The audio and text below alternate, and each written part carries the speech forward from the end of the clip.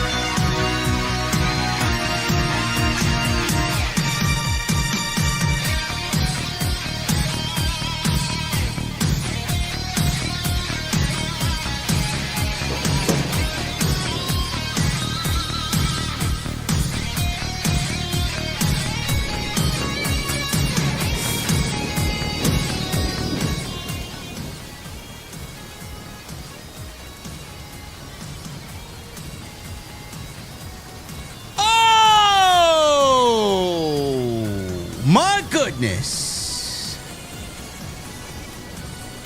Happy Memorial Day, man. Happy Memorial Day. It's 1 a.m.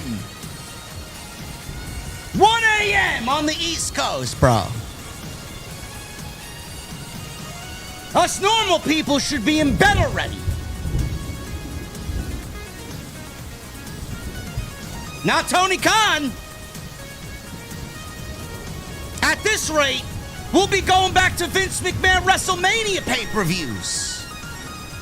Why not push it to 7 hours long?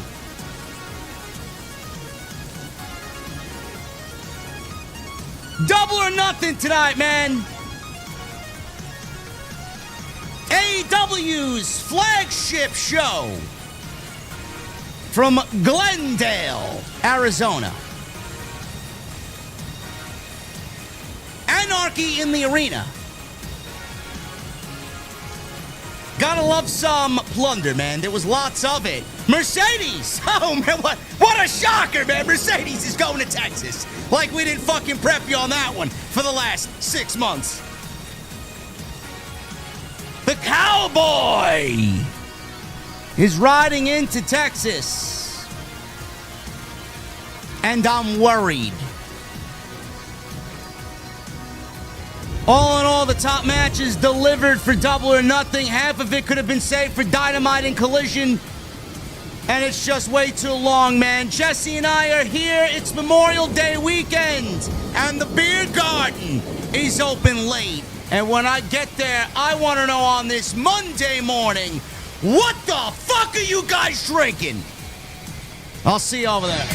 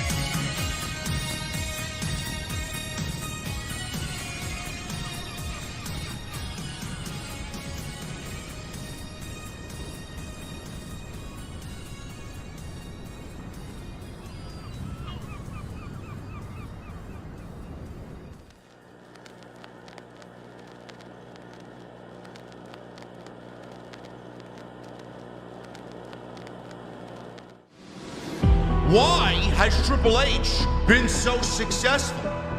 Why is Triple H running WWE better than Vince McMahon and Bruce Pritchard on Monday and Friday night? Long-term booking.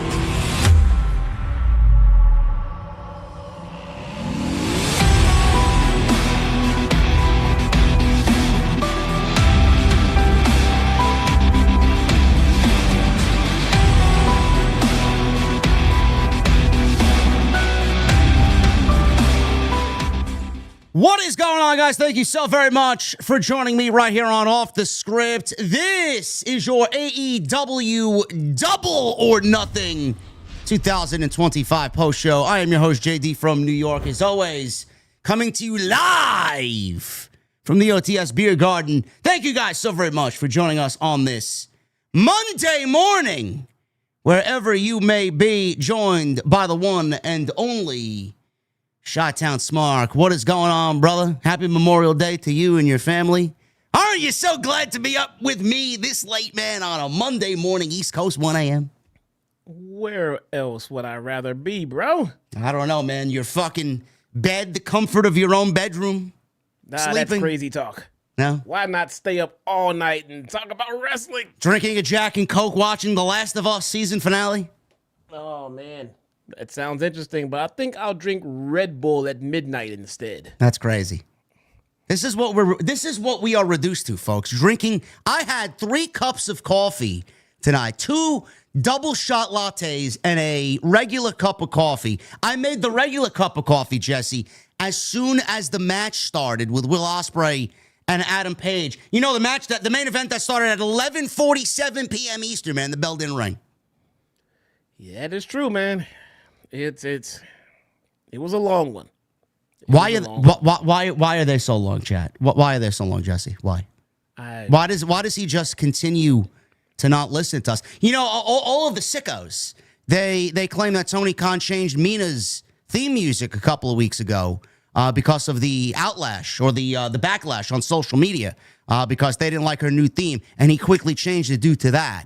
How many times a year have we stated that these shows are too long and nothing's been done about it? So is Boss Man really listening to us? Does he really care? He listens to the stuff that he wants to listen to. Yeah. And the other stuff he just kind of ignores, I guess. How many other things have we complained about everything AEW?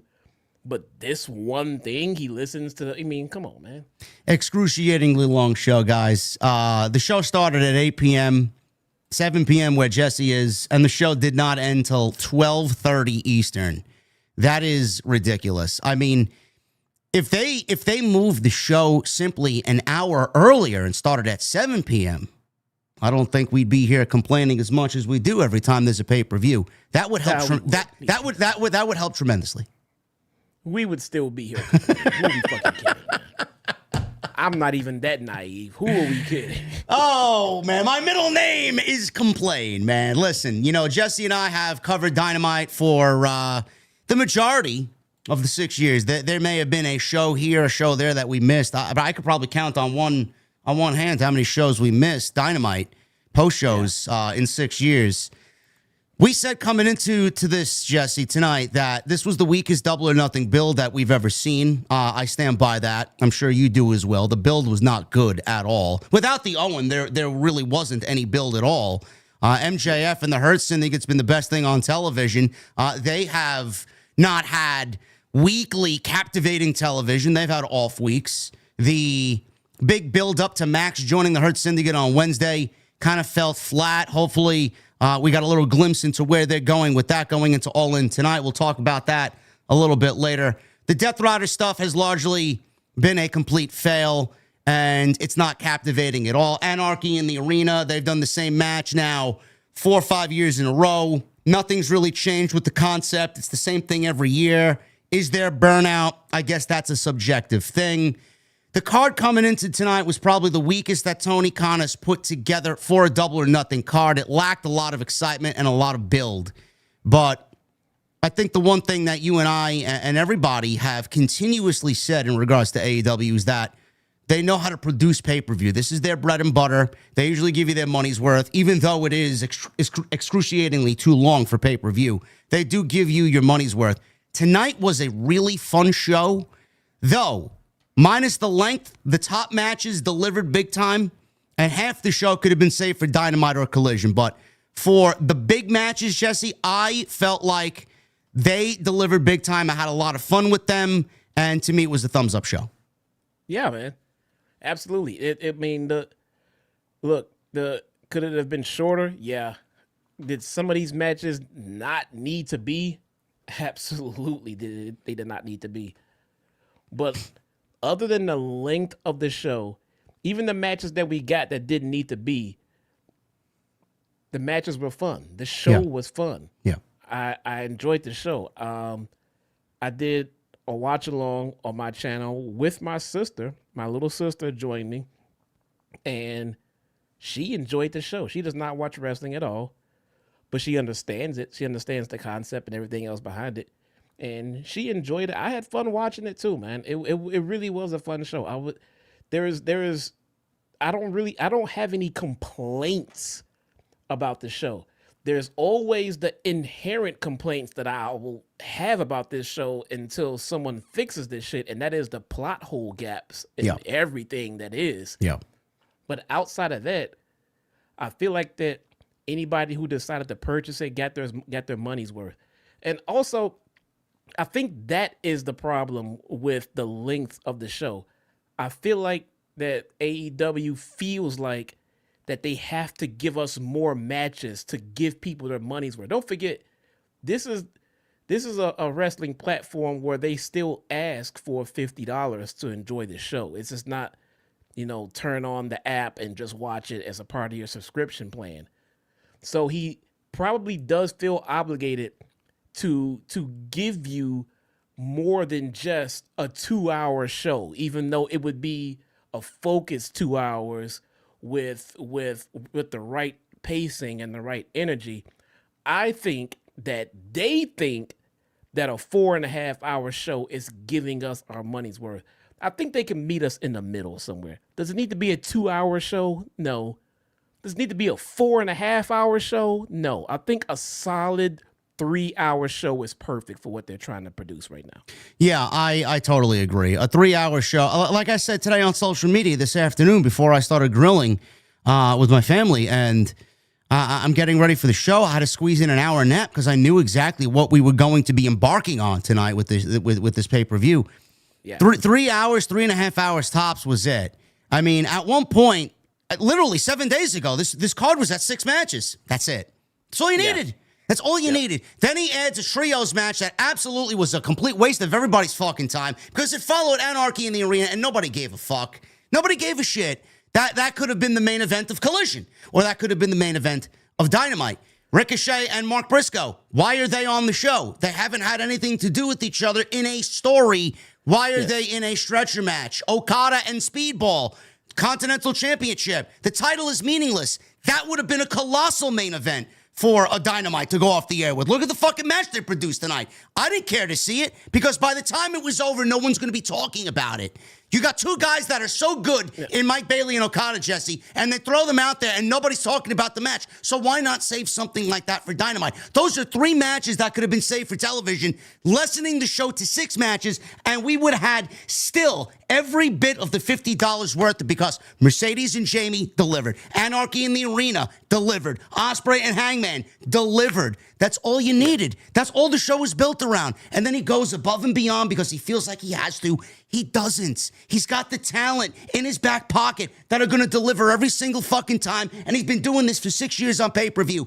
4.5 hours is absolutely unfair and unreasonable from him to the fan base watching at home, especially on the East Coast. I know everybody in the chat feels the same way that we feel.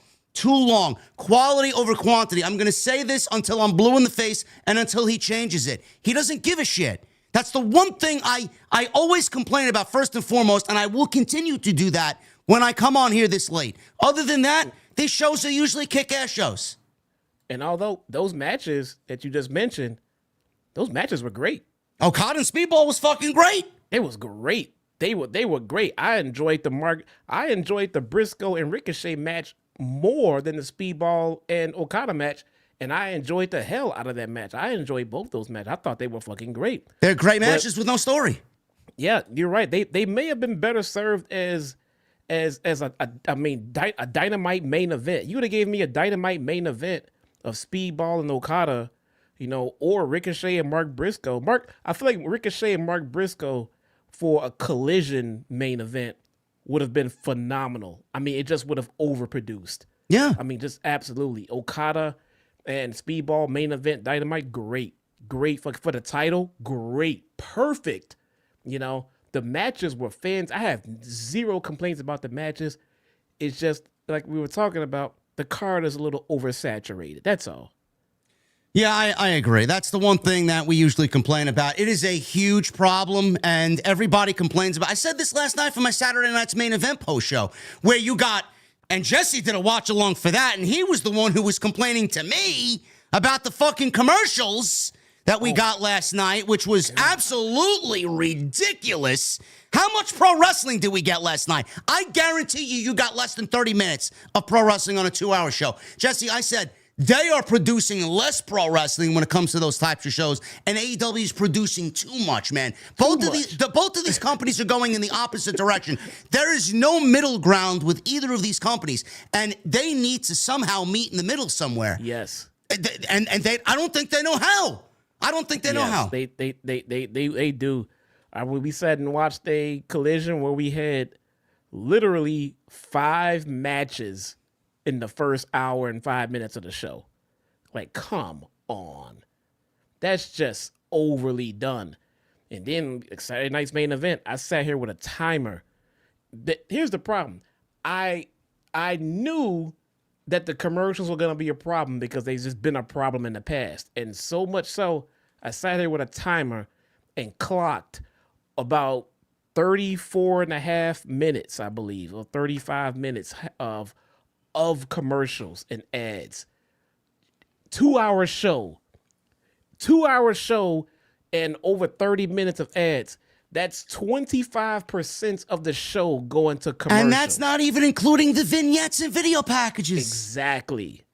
Exactly. So how much non-wrestling are we talking? We're talking about the time of Michael Cole and Pat McAfee sitting down and talking about just whatever the fuck it is they're talking about. We're talking about introducing the legends that were in the house. And by the way, I do enjoy the spot on Saturday night's main event where they show us the legends that used to perform for us in the old school Saturday night's main event. I did enjoy that spot. But again, it's just more filler. It's just filler and filler and filler and filler, and to the point where it's like I'm just watching ads and songs. I'm listening to Travis Scott songs and then I'm looking at commercials and then come on, man. What the holy hell? There's no middle ground with either of these companies. One is doing too little. The other one's doing too much. They need to meet in the middle somewhere. There's no reason to have these shows go 4.5 hours. And then on the other side, there's no reason why you should only get 30 minutes and an hour and a half of fucking whatever else is going on over there, man. It's just ludicrous. Pro wrestling this year is to me, and I'm sure Jesse feels the same way for the most part, not captivating at all. It's not interesting. There's been some bright spots. There's been some glimpses of greatness here and there, but it's just not connecting the way that it should this year at all. This was a fun show. AEW usually produces great pay-per-views, so if you're expecting us to sit here and shit on the show, we're going to give you the good and the bad. This is not usually the type of stream where we just, unless it's Dynasty, which was fucking terrible, that was a rarity. Revolution was very good, though long. Dynasty, they had some great matches. The ending was one of the worst ever. This show was a fun show. We're going to give you the good and bad. Anybody that's asking for NXT Battleground, I'm going to need you to get out of here immediately. We're not talking about Battleground. We did not I did not watch anything but a fucking highlight of Sol Ruku doing a Soul Snatcher on social media and the Mike Santana promo. That's it. I'm not talking about Battleground. I probably won't get to watch Battleground until Tuesday because by the time I get out of here, it's going to be 5:30 before I get to sleep, and I'm probably going to sleep till about 12:30 in the afternoon. So seriously, look, we do appreciate the fact that you guys care about what we thought about anything, any show. Yes. It's we appreciate that. But look, man, our plates are full. This guy had a dinner with his family. I did the same. I'm out there trying to grill and make some burgers and dogs and everything for my family. Then I'm rushing to my stream. I was late getting my stream started, trying to set everything up. And we finally got situated, watched this 4.5 hour show. And then people say, what'd you think about NXT? Bro, we did not watch it. No time. No. Sorry. No, you guys want my thoughts on NXT? I'll try and catch it before I go live with Jason on Tuesday for TNT 97. So that's the most I'll say on that. So, yes, Double or Nothing was a fun show. Jesse, I'm going to pass the ball off to you, man. I'm going to try and get us out of here and navigate these murky waters in the most timeliest of fashion because I know it's late for everybody. But, Jesse, I'll pass the ball off to you. What do you want to talk about? Where you want to go? What was the biggest takeaway of the show tonight? Well, I think we should start with the most important thing of the show, the main event.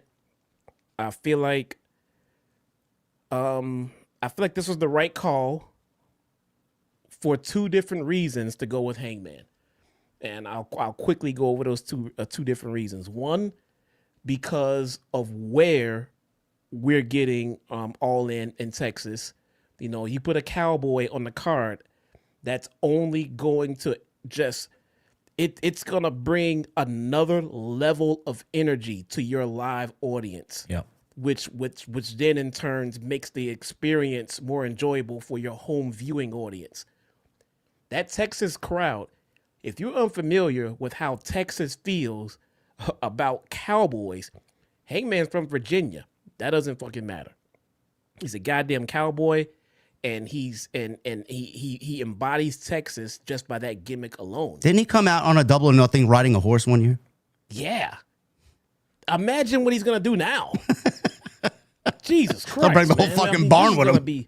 This is gonna be epic, man. That he's gonna be a hometown hero.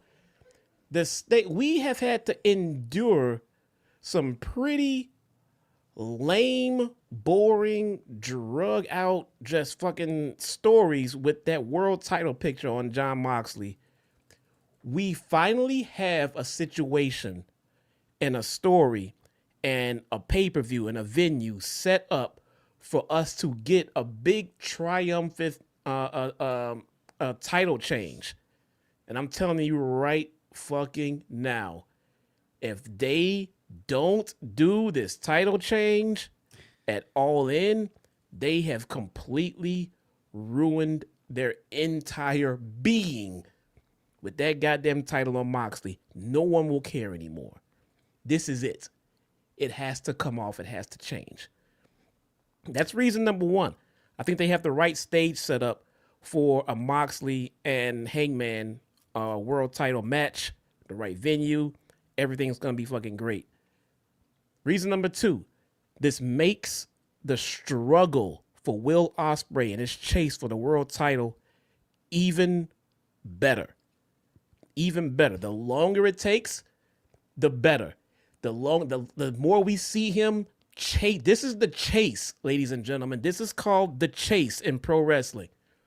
That chase gets any longer, it's going to just make his win even better. And I think we're going to get that win in London when they go back overseas, man. This is a nice little setup for them. And that might make Hangman a transitional champion, but that is fine. Hangman has already been world champion. Hangman has been getting his flowers as of late. He's doing fantastic work. But this is the right moment, and this is the right path for the AEW world title right now in 2025. I don't know how to feel. I think coming into this, you and I both talked about Hangman winning. That's both what we wanted. My heart wanted Hangman. I thought they were going to go with Ospreay. I've been very vehement. Yeah. Coming out of last year. You guys know me. If you guys watch me for any period of time, I have screamed to the heavens about how I thought Hangman and Swerve should have main evented last year's All In, with Hangman winning the World Championship. Or if not, Hangman ending Bryan Danielson and having that championship reign start at Wrestle Dream last year instead of it being Jon Moxley and whatever we got last October. I felt that should have been the case. They didn't go anywhere close to that. Hangman went off and did something with Jeff Jarrett, and he floated in the middle of fucking irrelevancy on AEW Dynamite for months until the feud with MJF that went into Revolution. I don't know how I feel about this. On one hand, I'm happy. On one hand, I am over the moon that he is finally getting what he deserves, because in 6 years, who is the best character that has had multiple layers added to him every single year, every single time we see him on television? That's Adam Page.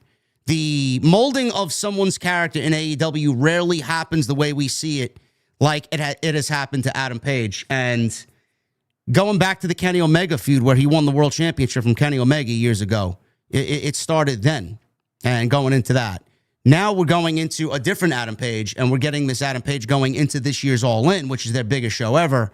And he's fighting for the world championship against Jon Moxley, who, for all intents and purposes, has basically killed the company with this title reign. I don't know what's going to happen come July 12th. A title win for Adam Page saves us from everything, and we get the happy ending that we all deserve after what will be what? That's October, November, December, January, February, March, April, May, June, July. 9 months. 9 months of a reign of terror. We finally get the happy ending that we, as a fan base, deserve. Does that happen? I hope so. But there's a small suspicion. There's a small feeling in my heart, Jesse, that no matter how much we have asked for this particular situation to happen, I don't think Tony Khan, there's a small chance that I feel Tony Khan is not going to give us what we want. And what you just stated should not happen is going to happen. I feel like Jon Moxley, small chance that he retains the championship at All In. We leave that show with Jon Moxley still the World Heavyweight Champion, and we go on into what everybody had predicted with Darby Allin in the first place, with this being his crowning moment at All In. But he climbed Mount Everest. We're going to wait till October to do it at Wrestle Dream in Seattle or Tacoma or somewhere in Washington, and he's going to get the hometown moment and beat Jon Moxley at Wrestle Dream, where it all started 1 year ago. I hope to fucking Christ that is not the case, because I cannot take another, 4 months of Jon Moxley being the world champion. That would absolutely deteriorate their product to a point where I don't think the fans that you want to come back, they aren't coming back ever again. And the fans that you have right now that you're starting to maybe slowly start to build some level of faith in them and start to develop some trust in them, you're going to fucking kill their vibe completely, and they're going to be the next ones to go and never come back. You cannot have this happen again. Otherwise, it will destroy your company creatively to a point where it's never going to get back to what you want it to be. So I have a feeling that we may be looking at something like that. Does Darby make it to All In? Does he get added to this match? I have no fucking idea what they got planned. I thought they were going to go with Will Ospreay, because with all the Will Ospreay interviews and the quotes, and he's everywhere talking about this and that, I just felt like he was going to be positioned as the guy to take down Jon Moxley. He has been the flag of AEW, and now they're going with Hangman. I just have this feeling, Jesse, that they're going with Hangman because they didn't want to beat Ospreay, and they have every intent on keeping that belt on Moxley, and it's easier if Moxley beats Hangman instead of beating Will Ospreay. I hope I'm wrong. I seriously hope I'm wrong. Yeah, I hope you're wrong too. I hope it plays out like this. I mean, I don't have, me personally, I don't have Darby in the main event scene, until, probably next year, to be honest. I mean, I think the time he took away is great for his own personal goals and things like that. But when he comes back and he's ready to go, when he's back in the ring shape and he's back and ready to work, I'm putting Darby on the same kind of chase that Will Ospreay is on. I'm gonna let this time be about Hangman and then be about Ospreay, and focus on Ospreay as champion for the immediate time being. And I'm gonna focus on rebuilding and redoing everything with Darby Allin, going into next year. I'm gonna focus on Will Ospreay being my long-term champion for right now. But I see what you're saying. I see where you're going with it. And that could be something they could do too. Me personally, we have plenty of main eventers up there at the top right now. And I think it's good to have some on the back burner to do a little bit later. MJF's not doing a goddamn thing right now. I don't know what the hell they're doing with him. Darby can be another guy that you can put somewhere along the lines of MJF, early next year or something like that, as we try to move on from Will Ospreay and his title run. But for right now, for 2025, I'm focusing on getting that title on Will Ospreay and letting that chase come to an end, and letting this Moxley reign come to an end quickly as possible. There have been 13 AEW world champions across the company in 6 years. Jon Moxley, he owns 4 of those reigns. The longest reign is MJF at 406 days. The longest combined reign is Jon Moxley at 568 days. The shortest reign is CM Punk at 3 days. That was his second reign. MJF was the youngest champion at 26 years old. Jericho won it at 48 years old. And there was one vacancy. That was in September of 2022 due to CM Punk's injury and suspension. And then there was an interim champion where Jon Moxley was awarded the championship and not counted as an official reign. It was up until recently, Jesse, where Samoa Joe beat MJF at World's End. He held the championship for about 4 months. And then he lost it to Swerve, who held it for 3 months. And then Bryan Danielson beat Swerve at All In last year and held it from July 7th to October at Wrestle Dream. And then Jon Moxley won the championship from Bryan Danielson at Wrestle Dream and has held it ever since. It was only until last year where we started to feel a little bit of that hot potatoing of the AEW championship. But for the most part, when you're crowned AEW champion, you're at least guaranteed at least a year reign as champion. Several months as champion. MJF was the longest reigning champion. And I just feel with Moxley holding the championship now, I don't know if they're ready to go back. I don't even know if it's the right move for them to go back. If Hangman wins it, where do we go with the championship? Because you mentioned Will Ospreay and the O2 Arena in London. Now, I know there's a big thing about him walking in as champion or walking in as challenger and fighting for the championship. Does he win the championship there? And do we have another really short reign as champion? I don't know. Or does Moxley hold it and then drop it to Darby, and then Darby has it for, 2-3 months and then drops it to someone like an MJF, and then we get Ospreay beating MJF for the championship. I don't know where we go, but as history has told us, when you are crowned AEW champion, you bear the responsibility for several months as AEW World Champion. Up until last year, where it was, 2-3 months here, 2-3 months there, and so on and so forth. I don't know.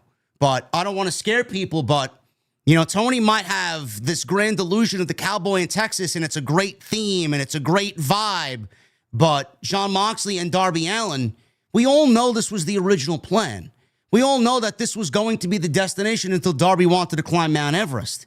So is Tony Khan going to wait on that and give us another opportunity at that happening in October? Or is he just going to do what needs to be done here for the sake of his show and give it to Hangman Page and then just book whatever he needs to with Hangman as the champion? That's the best way to go about it for me. I think holding the belt for another 4 months on Jon Moxley just so that Darby gets it, I mean, you're doing more harm than good there. You got an opportunity at creating such a great moment here. Take it. Plus, you could also tell the story of either the Bucks helping Page or the Bucks staying with the Death Riders and screwing Page over. And then we move on from that. There's a story that could come out of that. We don't know.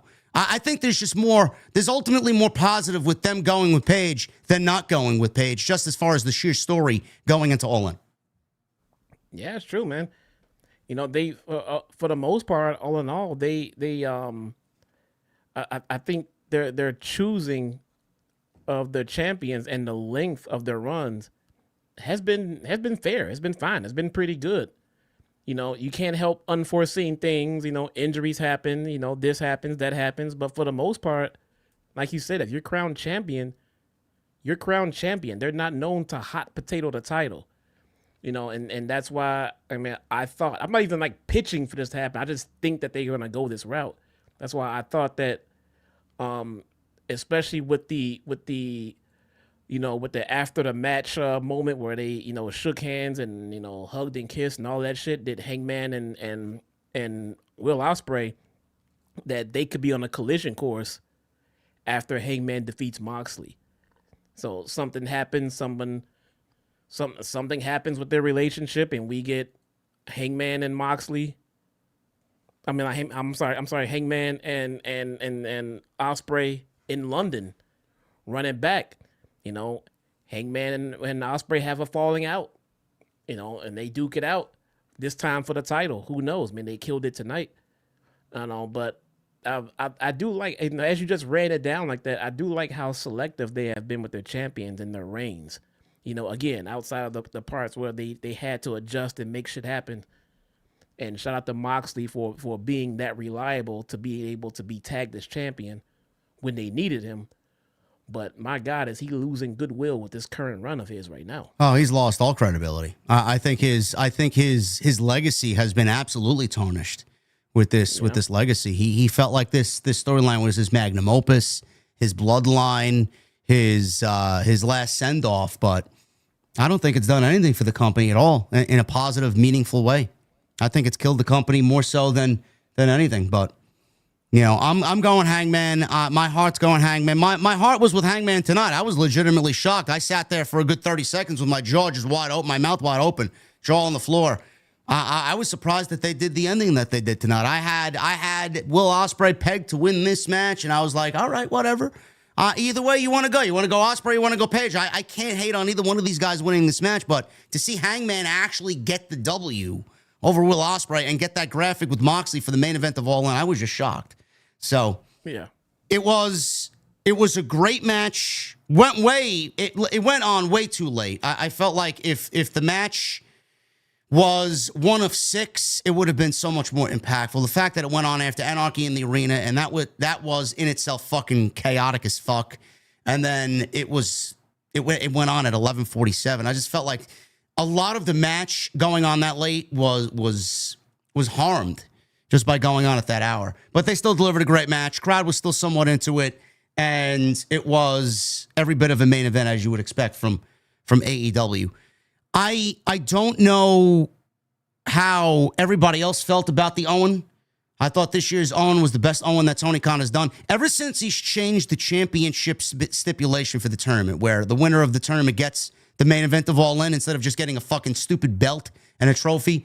The winner of this tournament goes to All In and gets the opportunity at the World Championship, both the men and the women's championship. It has done wonders for the tournament. It has made it an absolute staple. It's brought back vibes for me watching old WWF back in the day when the King of the Ring actually meant something, where the winner of the King of the Ring would go on to SummerSlam and get a WWE Championship match or become the number one contender for the WWE Championship match at a later date.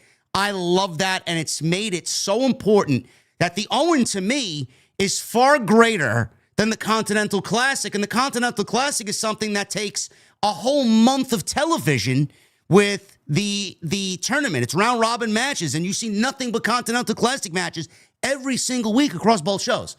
The Owen has superseded that in importance. So kudos to Tony Khan for booking a tournament. Both tournaments were very predictable through the quarterfinals and the semifinals, but both finals absolutely delivered, especially the men's. It was unpredictable, and it could have gone either way. So he did a very, very good job at both the men's and women's tournament. So Hangman wins, and then we move on to the women's. It was Jamie Hayter and Mercedes Moné. Jesse, I'll let you start off with what you felt about this match. Quickly, with me, I thought this was a great open to the show. I thought this was probably the best AEW women's match all year. This was easily the best Mercedes match that we got this year. I looked because there wasn't really much of anything this year from her as far as in-ring quality. This was the real standard for her this year, as it was for Jamie Hayter, which, I mean, is not very difficult to see because she hasn't really been in much of anything important. This was a banger match, predictable outcome, but a banger match in the end with Mercedes going to All In. What did you think about the match, and how do you feel? I'm going to have to be honest here, man. Like I said at the beginning of the show, I had some technical difficulties with my guy Josh. We were trying to get the pay-per-view paid for and set up, and it was not an easy thing to do.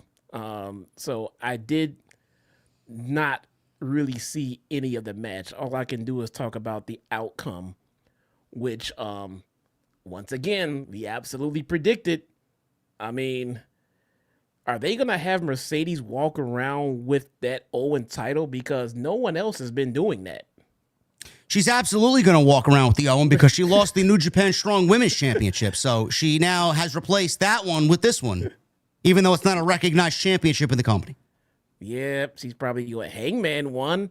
He's not going to be walking around with that title, but she is, though. How are they going to explain that? She's the CEO.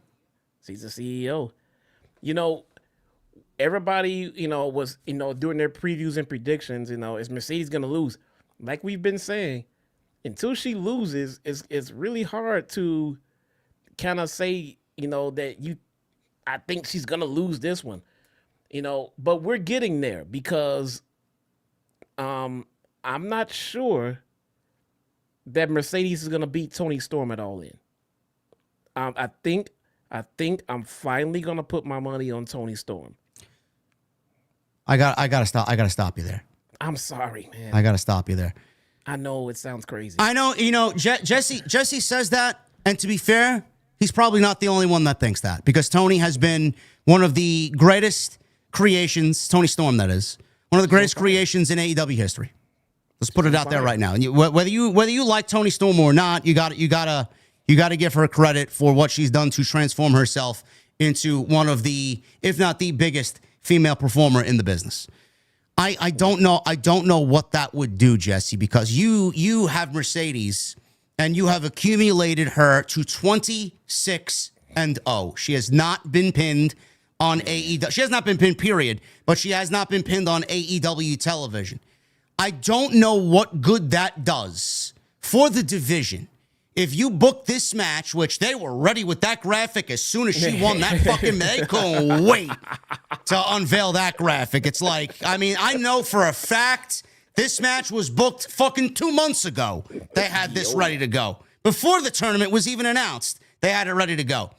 She's 26-0, and she's held the TBS championship since last year's Double or Nothing. Now she's going after the women's championship. Along the way, Jesse, they have basically, and I don't like using this word, but I'm going to use it here because in this context, it makes sense. Mercedes has buried the division. She has buried the division. Everybody that they've thrown at her, they have wasted so many women, so many casualties in this division to build her up. If you have Toni beat her, bro, and it's not somebody that could absolutely benefit from taking down Mercedes and tacking on that first loss and taking that TBS title away from her, what is the point of beating her if it's going to be Toni Storm and not someone like, I don't know, a Statlander or someone young, Megan Bain, for example, Megan or Willow? Like, this is the opportunity for them to create the next Mercedes, the next Toni Storm. If you're going to have Toni beat Mercedes, what is that going to do for the division? That's basically Tony Khan and his team telling the division, fuck you, you're not as big, and you will never be as big as Toni Storm and Mercedes. How does that work? And how do you feel about that? Well, so you've made a star out of Toni Storm in the wrestling world. The woman has now been in a movie as well. All right. It feels like that they're about to go. I mean, I please pardon the pun, but I think it's time for them to go all in on Toni Storm. She is your women's division babyface. Mercedes is your women's division top heel. You got your top heel versus your top babyface. Your heel is undefeated. Toni Storm is easily, far and away, probably less, I would say less than Will Ospreay. I would say only Will Ospreay is getting better crowd reactions than Toni Storm. You're about to go into All In Texas in this stadium.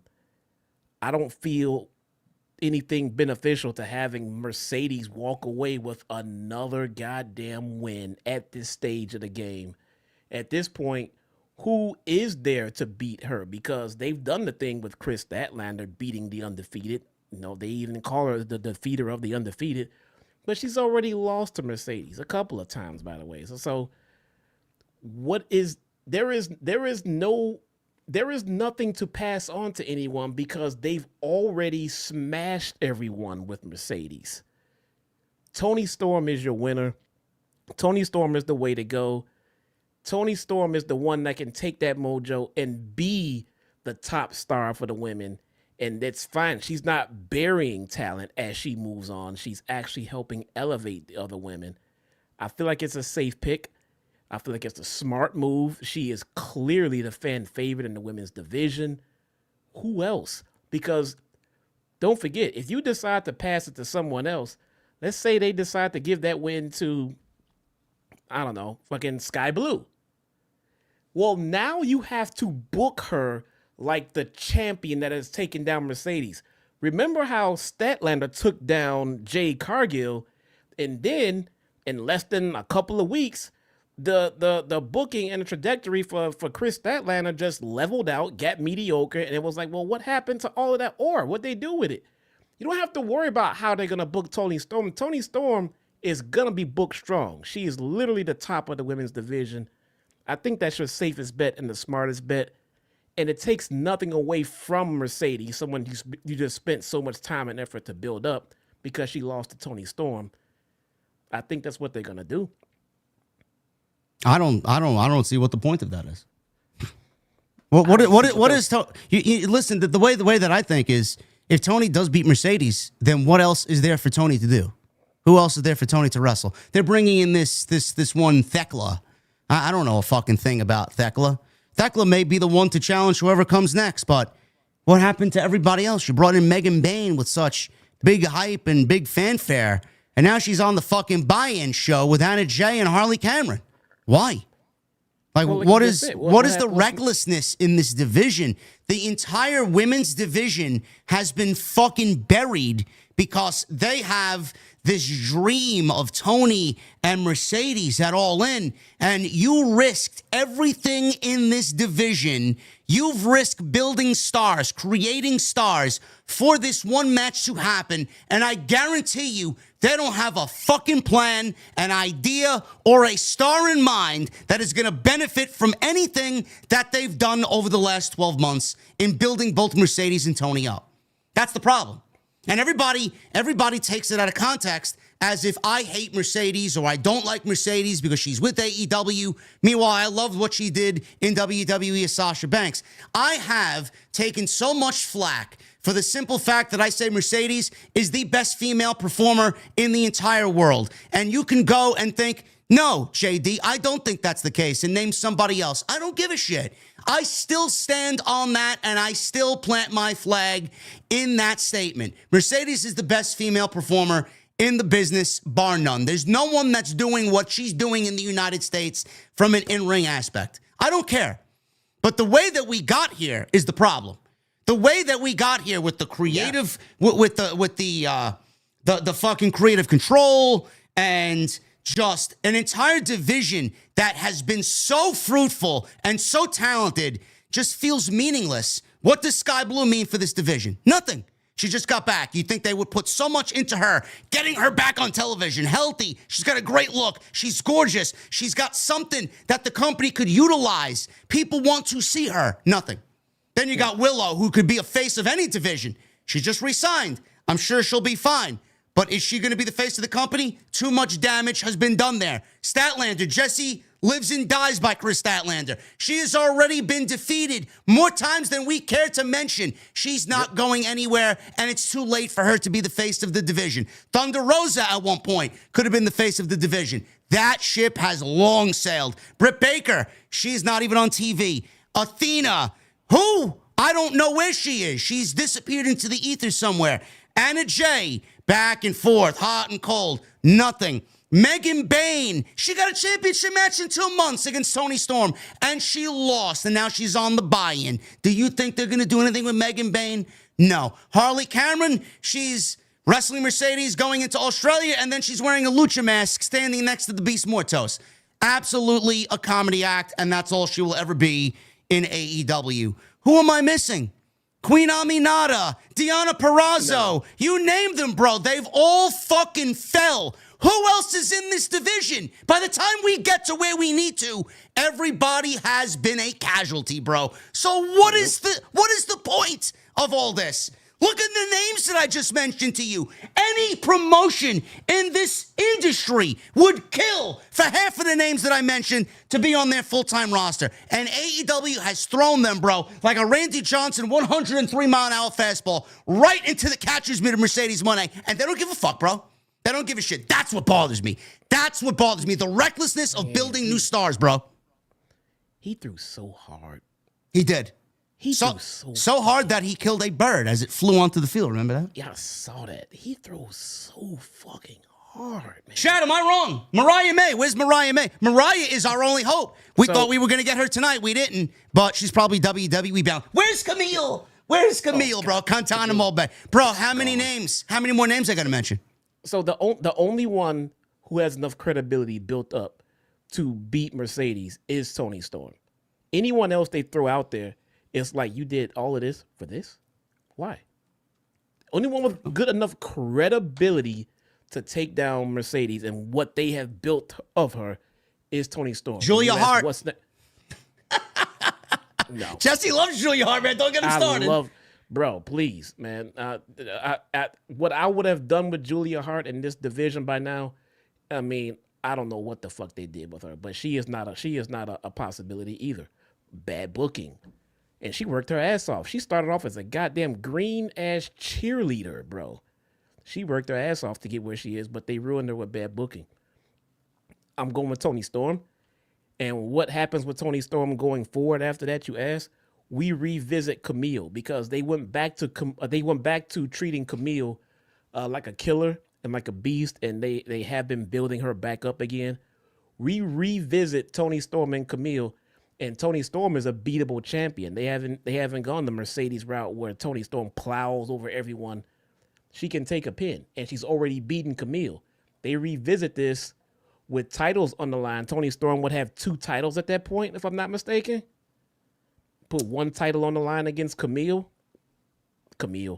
against Megan Bayne, and there you go. I think they go with Megan Bayne and Toni Storm after Mercedes and Toni Storm. Man, you're really hoping for a fucking wing and a prayer on that one, bro. It feels like that's what anything is gonna be. Is pretty much a wing and a prayer. I mean, I hope they do this and not this. If Mercedes beats Toni Storm and just becomes the end-all, be-all for women's wrestling in AEW, I think that is the single-handedly biggest mistake they will have ever made in the women's division in AEW, and they've made a lot. I mean, they have botched the women's division ever since Mercedes got here, man. Ever since fucking Win won, and she's gone on to win everything since then, bro. She's won 25 times before tonight, bro. That's 25 casualties, and twice came against Chris Statlander. And that was the biggest cat. Chris Statlander should be at the top of the goddamn. It should be Toni Storm, Chris Statlander, Mercedes Moné. She's not up there. It's a fucking shame. Someone else should be up there. Is fucking goddamn. Why am I fucking drawing a blank right now? The Scooby Doo girl, Jamie Hayter. Damn it. There you go. It's late. It's fucking late. Ready? They botched Jamie Hayter since she came back. Everybody fucking knows that, and now it's starting to show its fucking colors, man. They had a solidified main event. Bro, Jamie Hayter could have beaten Mercedes Moné when she got back. That's how over she was. That's how up there she was. That's how much the people wanted to see her up top. They could have had Jamie Hayter defeat Mercedes Moné as soon as she got back.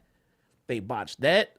Then they did, I don't know what the fuck they did with her character or what's going on there, but they continuously put Jamie Hayter on a complete slide downward.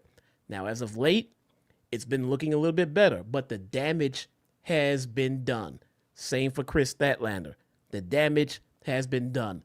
The only one that has built up enough credibility at this moment between now and all, you are not going to convince me between now and All In of any goddamn body who can beat Mercedes. No one. You are not going to build up anyone between now and All In to beat Mercedes. Toni Storm is the way to go. Absolutely. I don't really know how anybody in that company thinks that they're doing good by the decision that they made to book this match. You know, like this is, and this is what it is, and I'm going to call it out. This is selfishness. It's selfishness from Toni Storm. It's selfishness from Mercedes Moné. It's selfishness on the part of Tony Khan and his quote-unquote creative team. I don't know how we are building new stars and how this is you having the best interest in the division at heart. You're not building any stars. You've buried all your stars to get to this point, and from this point on, everybody that you want to build up after this is already finished. They've lost all credibility. What they should have did, and everybody with a brain has been saying this, what they should have did was book Mercedes and Athena, with Mercedes taking her first loss in Texas. Athena's from Texas. How the fuck are you going to have Athena not on the show, and she's from Houston? I don't get it. Like, you had a shoe-in right there, and you didn't take it. That should have been the match for the TBS title, which would have needed Athena on television at least 12 months ago to build some sort of credibility with her on the main roster and not on Ring of Honor. Jamie Hayter, how many people, Jesse, have shit on us coming out of last year's All In for us calling out the fact that she returned on the fucking buy-in? And now look at where she is. Still in the same place that she was in last year. And you've done nothing to resuscitate Jamie Hayter on television. She should have been the one who has the most history with Toni Storm to take the belt off of Toni at All In and crown 2 new champions. This would have built new stars. Jamie would have gotten back to where she was before she got injured, and Athena would have been the queen of the division after being called the Forever Champion. What are we doing here, bro? How does this match benefit any single woman in this entire division? I don't understand. There's no possible answer, and there's no answer that anyone could give me that makes sense for this match happening. It's the biggest match that we can do, and it's the biggest show of the entire year. Bullshit. Your job as a wrestling promoter and your job as a wrestling company is to create captivating characters and build new stars so that your future is in the right hands. What are you doing? At my pace, from what we're seeing right now and everything that I just talked about, your division is dead after July 12th. That's it. There's no division after July 12th. Toni Storm is their new star. Bro, she's not a new star. She is. Oh, she is their new. She's a superstar, but she's not a new star. To AEW, that new gimmick, that's their new star. That's the new star that they've built. That's it. It's been Toni Storm. I mean, sometimes some of these things are just looking at you right there in the face. Who else from the women's division can you send out there with a live mic, a live crowd, have her control the crowd with a promo? An absolutely phenomenal promo. No one else can do that. Not even Mercedes. She can get heckled out of the goddamn arena. Toni Storm is your new star. And I think beating Mercedes and what they've built up in her is their way of trying to get her over another hump. I think they're trying to push her to be that new star. I think that they are pushing Toni to be that new star. I'm talking household name new star. I'm talking like there's Charlotte Flair, not the same comparison, please. I'm talking about just top name value. But Jesse, I get what you're saying, but it's the same thing if Mercedes wins. If Toni Storm wins, what good does it do the division? She's also beaten everybody in her path to get to this point. Where are we going? What is the health of the division if Toni is the one woman you put all your creative into, bro? Who is left for her? Who is left for her? They put the belt on her to end Mariah and then put it on Mercedes. In both instances, your division is dead after July 12th. I tell you what they're going to do right now. You can fucking laugh at me all you want. What they're going to do, and I guarantee you, I swear to God, man, if this comes to fruition, I should play the fucking Powerball, man. I should be booking the fucking company because I could see it. I got a crystal ball. What they're going to do to offset this, because they have no fucking division, because they know what they're doing. And they know what they're doing because I just told you what they're doing. They know everything that they're doing because I just threw it right back in their face. They know I'm 100% correct. Every woman in the division is dead after July 12th. The whole division's gone. They are going to create women's tag team championships. AEW women's tag team championships. Or guarantee it. Guarantee it. Why would you say that? AEW women's tag team titles are coming, and they're going to make everybody that has been destroyed in the wake of Mercedes and Toni, they're going to put belts. They're going to form random tag teams with these alliances that we see. They're going to put belts on the line, and they're going to give belts to 2 women to make them feel important, even though belts aren't needed. They will not make those women feel important. How could you make championships to make women feel important when the creative is what's going to make the women feel important? Creative that you should have given all these women on the way to All In, but you haven't. Belts aren't going to be the one thing that you look towards as an answer. It's going to be the worst thing that you could possibly do. We already have enough championships in this fucking company. We don't need to add more. Guarantee it. I fucking predict women's tag team titles are coming, and that's going to be their answer. Why would you say that out loud? No. We don't need those. Guarantee it. No, man, don't do that. Now I'm going to blame you if that shit happens. It's going to happen. going to happen. This division is not in a good way. I know people are going to get excited about it. And granted, if it was the right circumstance, we would get excited about it. But there is so much wrong and so much negative to come out of this match than there is positive, and it needs to be talked about. So Mercedes is the winner. She won the Owen. It was, in my opinion, being that Jesse had some issue before getting the show started, I thought it was a very good women's match. It was a great way to open the show. Mercedes gets a lot of flack for her in-ring ability. I don't know why. I think these people are completely fucking mental. She's great. She's always been great. As of right now, when you look at the four horsewomen, and I mean Sasha, Bayley, Charlotte, and Becky, Mercedes is by far and away the number one woman when it comes to all four and what they're doing right now. She just kills it every time.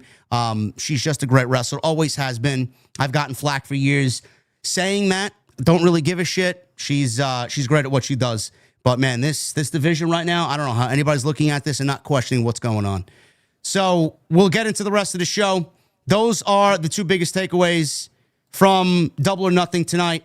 And we're going to get into Anarchy in the Arena. We're going to get into the rest of the undercard, including the Tag Team Championship match with MJF and the Hurt Syndicate and where that could possibly be going.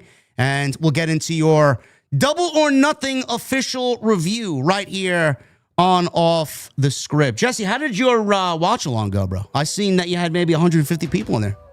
I had upwards of over 200 people at one point. Oh, my goodness. We had a very good goddamn stream, man. Fun time. Like I said, my sister is in town for the holiday, and she joined me, and we had fun, man. And she's a very casual, wrestling fan. If that, and it's fun seeing an outsider's take on what's going on, and that was just fun. I had some fantastic supporters. I want to acknowledge a couple of them real quick, if that's okay with you. Yep. Ryan, the Canadian Chipmunk, and Jimmy Fingers. Jimmy Fingers, man. Each of them donated $50 bombs to be recognized tonight on this review. It was promised to them, hey, I only got spots for a couple of people because I can't be sitting there listening to a bunch of people all night. And Ryan and Jimmy Fingers said, me. Shout out to you two. Thank you guys so much. So go subscribe to Jesse. I linked his channel down below in the description of this very stream. So go check him out over there if you guys have not done that. You guys want to support over here, hit that subscribe button down below on my channel. We are, I think, 80 subscribers away from 171,000 subscribers. So thank you guys very much. Unbelievable support here on the channel. It's been a great month of May. We're going to try and kill it for the last week. We got tonight's stream. We got Monday Night Raw on Monday, which is the follow-up show to Saturday night's main event, which I did not like at all.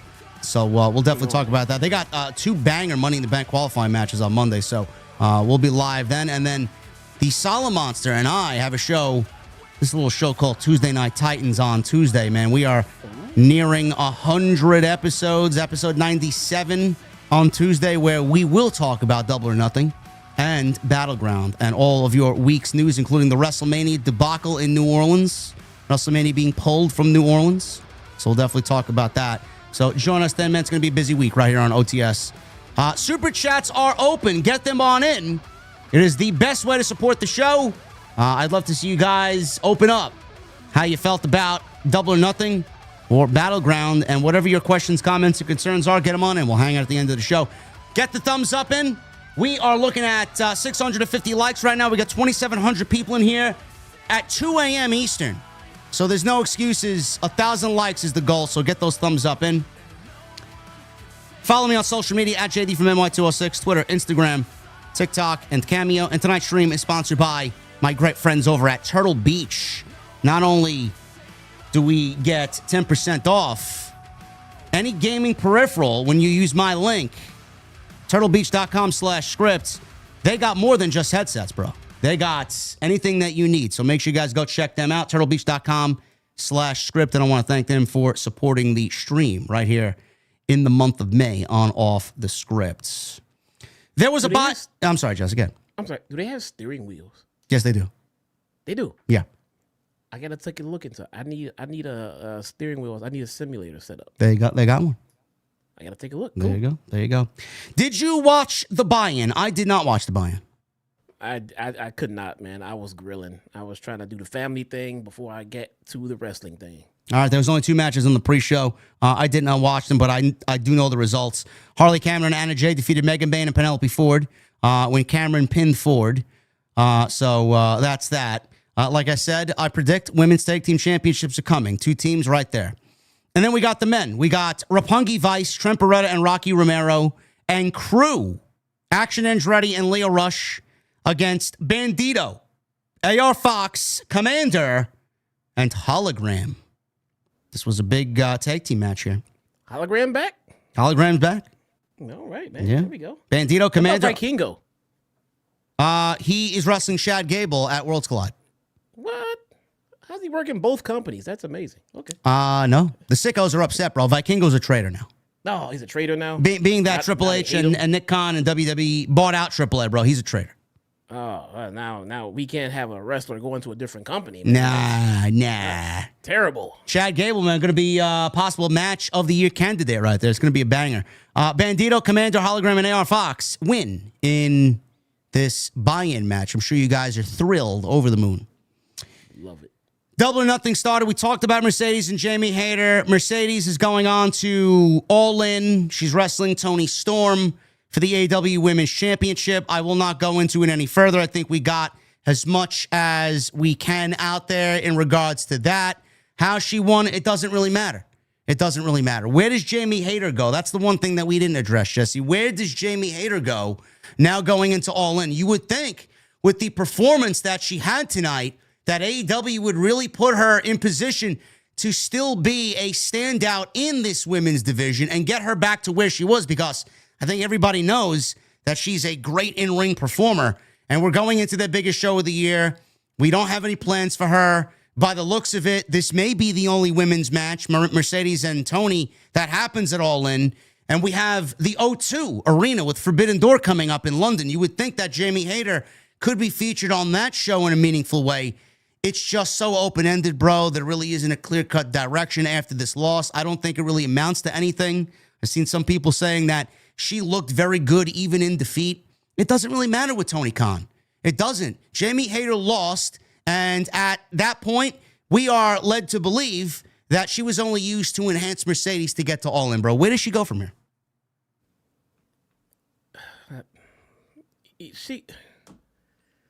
They wouldn't have to get her back to anywhere had they not ruined her upon her return from injury.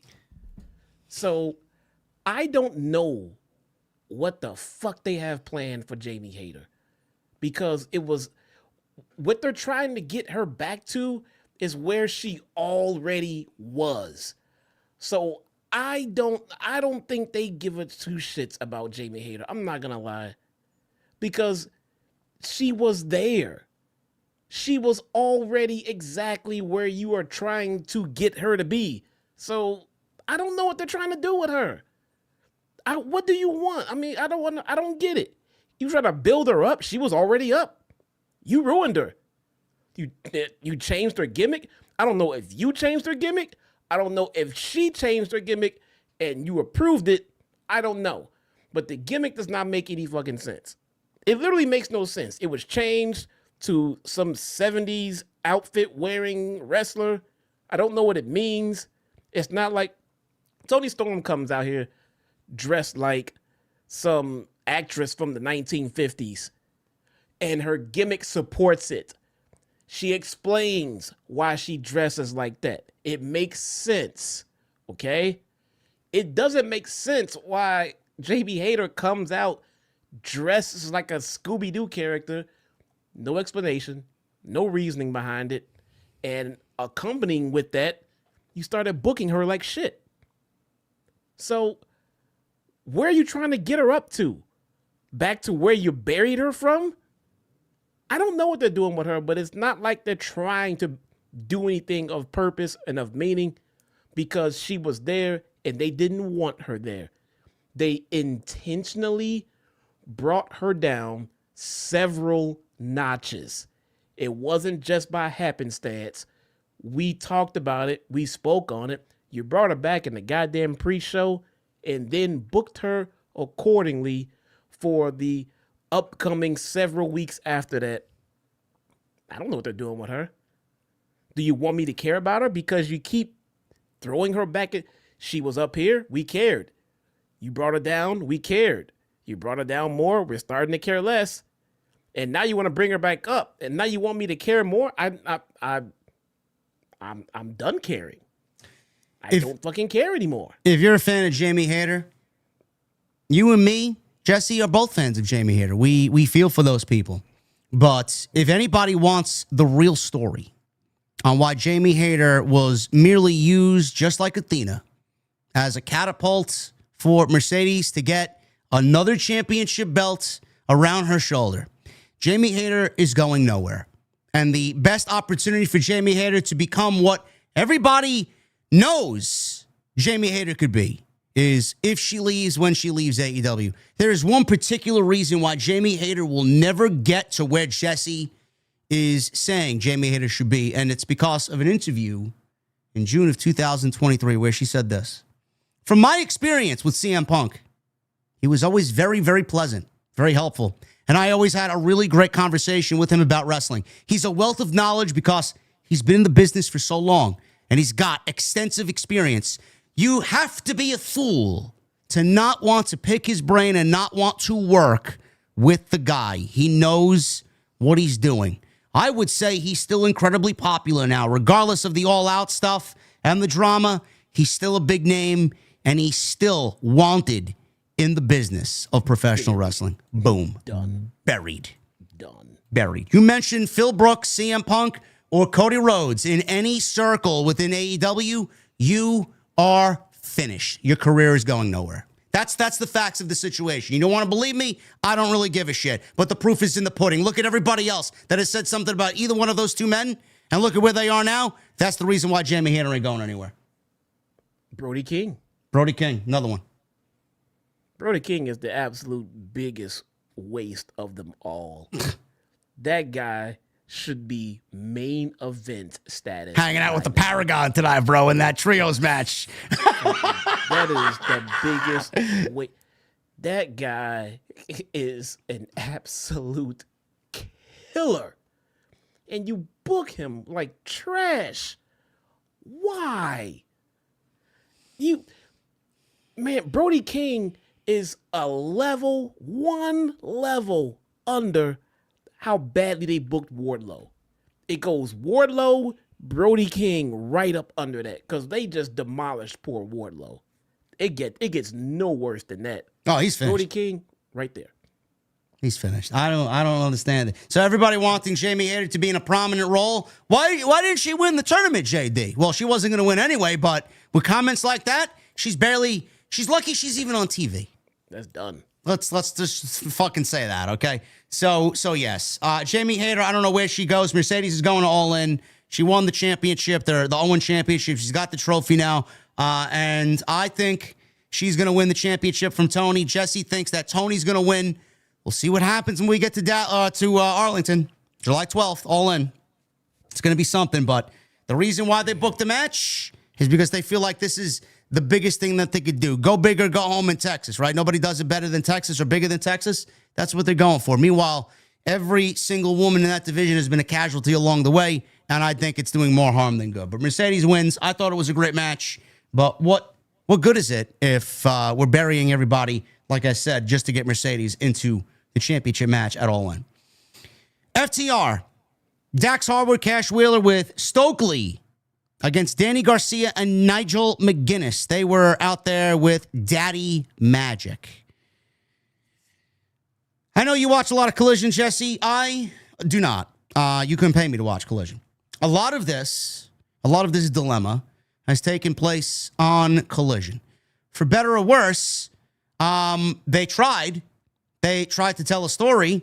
I mentioned a couple of weeks back on our Dynamite post that I feel like AEW is just kind of ripping off WWE or taking a page out of WWE's playbook because we just seen Pat McAfee, who's a color commentator, get into the ring with Gunther, and here we got Nigel McGuinness, who's fucking great at his job, get in the ring and is actually a professional wrestler, get in the ring as a color commentator and wrestle FTR. The similarities are there, but they have at least tried to tell some semblance of a story here. Now, the story is a story, but the difference is they could tell a story and it could be good. They could tell a story, it could be bad. They could tell a story, and in my case, I just don't give a shit because I don't give a fuck about Danny Garcia. I don't give a shit about Nigel McGuinness wrestling after the last time we seen him come out of retirement to wrestle Bryan Danielson at Arthur Ashe Stadium when they built nothing around the match at all. No face-to-face, no promos. They just threw Bryan Danielson out there and Nigel McGuinness just to get a main event for that show.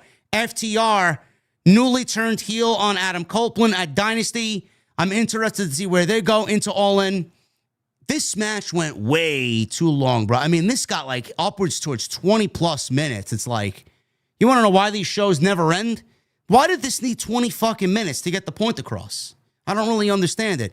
They tried. It was a fine match for what it was. The bell to bell was, I mean, how could you say any of these guys are bad at what they do, bro? But at the end of the day, who the fuck cares? There's nothing here that I'm emotionally attached to. Yeah, no, I agree.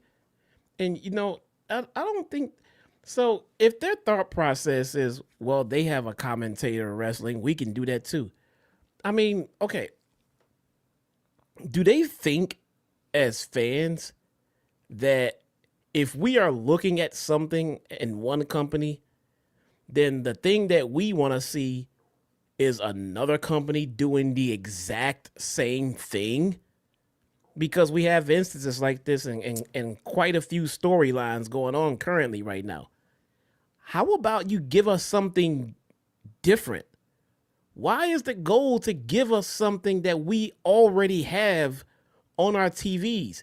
Even though if it's your company, the next company, if you think we want to see the same thing on two different companies, you genuinely do not know what the hell you're doing with a booking pen and pad. The goal is to give us something different, not give us the same thing with different people. That is not going to pop the crowd. That is not going to attract the viewing audience. It's not like you're going to say, this is great. We get to see this on this show and then something very strangely and oddly equivalent to that on this show as well. Give us the same thing all around. Why do you think that is what your audience wants to see? I don't understand that. If you see them giving us a commentator wrestling, what makes you think that we want to see you give us a commentator wrestling? Whose logic is this? I don't know. It's the same thing I said a couple of weeks ago, bro. We got Jeff Cobb showing up at Backlash, and then the following week we got AEW trotting out Gabe Kidd from New Japan. It's like, all right. I mean, you watching their show and just thinking, hey, man, we could one-up them. We could do the same thing, but better. No. You're not doing it better. You're just doing what you see someone else do, which just makes you a copycat, which is not entertaining and or fun. How about you just be original and stick to what you do and stop worrying about what someone else is doing? It could be any company. I don't care. Don't even rip off what you see on the indies or in New Japan. Just do you. All right? Stop worrying about what is happening on the other side of the fence. I think that is everyone's problem in pro wrestling right now. Stop worrying about what the competition is doing. Focus on what your core audience wants to see. That's what you need to be focused on. Where does any of this go? Like, I think the common consensus here is with FTR, they took out Copeland. We're waiting for Copeland to get back. He missed All In last year. I doubt he misses All In this year. What does FTR do at All In? Do we get, because there's 6 weeks to go. There's enough time to tell the story of Christian and Copeland getting back together, but we need Copeland on television to even get that across, which he has not gotten back to television yet. So I don't even know if that is the original plan that they're going with. Do we get Copeland and Christian coming together to wrestle FTR? Or is it Copeland and somebody else against FTR? Do we get Christian versus Copeland one-on-one at All In? We don't know. Maybe they got to wrestle first, and then they team up and realize that they would rather be best friends instead of being bitter enemies. I don't know. Or do we get FTR instead of Christian Copeland maybe we get FTR against the Hurt Syndicate, and then that's when MJF finally kind of puts the fucking knife in the back of Bobby Lashley and the Hurt Syndicate. How do you feel about where this is going? Because I'm very confused about the Christian Copeland situation. FTR, like we mentioned, I think you mentioned it on Wednesday, teams like the Bucks and FTR, that they should be lining up, drooling at the mouth at an opportunity at the tag team championships in this fucking division. Yet nobody seemed to go after the tag team championships or want to challenge the Hurt Syndicate. It's like, what are we doing here? So where do you think FTR is going into All In? I don't know, but they've made it abundantly clear that the Hurt Syndicate are heels. All right? And they Are they keep telling us that they are heels. They keep doing. They did it again tonight when they had MJF and Bobby Lashley, somehow managed to coexist. Turns out they're on the same team and they're hugging it out, and now they're on the same page. They're double down as heels. So we're not gonna get FTR versus the Hurt Syndicate because you get heel versus heels. So my bigger question is, how do you get the titles off of the Hurt Syndicate to deal with teams like FTR or the Young Bucks, teams that don't care about the tag team titles anymore? Name me a babyface tag team that you have out there right now that has any remote possibility of taking the titles off of the Hurt Syndicate. I don't know. I don't know where you get the notion that the Hurt Syndicate are being presented as heels. I don't think they're heels. Really? Remember the promo we just got the other day from MVP and I do. Max? They were in the. They were shitting on the crowd. That's not heel behavior to you. You don't get the idea. It is heel. I said that same exact thing on Wednesday. I said they were very heelish for whatever reason. I don't know why. Maybe they were just playing into MJF being a prick. But when fans are chanting, you get any idea where I'm coming from, though. Well, I mean, I'm not gonna label them heels just based off that. I mean, everybody has been cheering them. I mean, they're very over. Jason and I discussed on Tuesday. I mean, Tony Khan could wish the fucking Jesus Christ himself to make the Hurt Syndicate a heel. It's not going to happen. Nobody's going to boo the Hurt Syndicate. They did a heel-ish promo. MVP did a heel-ish promo. Not heel enough. He's the leader of what? The Hurt Syndicate, right? MVP's the manager of Hurt Syndicate, yeah.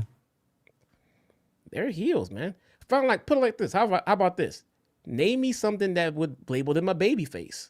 Name me something that could say maybe they're a babyface. What have they done to be considered a babyface? They hurt people. So nothing. You have nothing. Their music. You have. At least I have the things that they have done. Bro, to be fans are not heels. booing the Hurt Syndicate, bro. I'm sorry. They're not booing the Hurt Syndicate. It doesn't matter what they boo or what they cheer. It's how they've presented themselves. They presented themselves as heels. I don't know. Maybe they are. I don't know. I think they're more in between. I think they're tweeners. How do we get the titles off the Hurt Syndicate? I think we go FTR. They beat Danny Garcia and Nigel McGuinness tonight. I mean, I don't know why that would constitute them as the number one contenders, but there are no other teams in the division to even think about for a tag team title run. FTR, Hurt Syndicate, we get maybe that book, that Fighter Fest. Maybe we get FTR winning the championships because of something that MJF does. Maybe MJF turns on Bobby Lashley and we start building MJF versus Bobby Lashley for All In, which I think is the end goal here, but we don't really know how we're going to get to that match at All In. I can think of a team, a babyface team, that could go out there and defeat the Hurt Syndicate whenever they get back from whatever is going on with them, and that's the Gun Club. Now, it's not going to happen like they show up tomorrow and they win tomorrow. It's going to take some time to get that mojo that they had before they went out. But other than that, I don't see anybody that would be over enough to even possibly be considered to take down the Hurt Syndicate. You mean the same Gun Club that they brought back when they made, I think, who was injured? Austin Gunn? Or who was it? Somebody got hurt. I don't know. Colton got hurt. They brought them back, and on day one, they gave them a tag team title opportunity, and then they lost them, and then we never seen them again. That same Gun Club? That's it. Those would be the guys, yeah. Why are you so hung up on those guys? I'm not hung up on them, but they are the absolute most babyface tag team I could think of right now that could even be considered, and they're not even in that spot right now. They need to come back and be built back up again. But other than that, you have a very unbeatable heel tag team right now in the Hurt Syndicate, and it's hard to book them into doing anything as far as losing those titles. because of your division.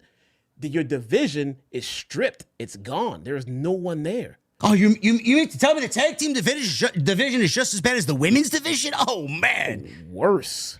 Oh, my God, man. Worse. You have no babyface tag teams.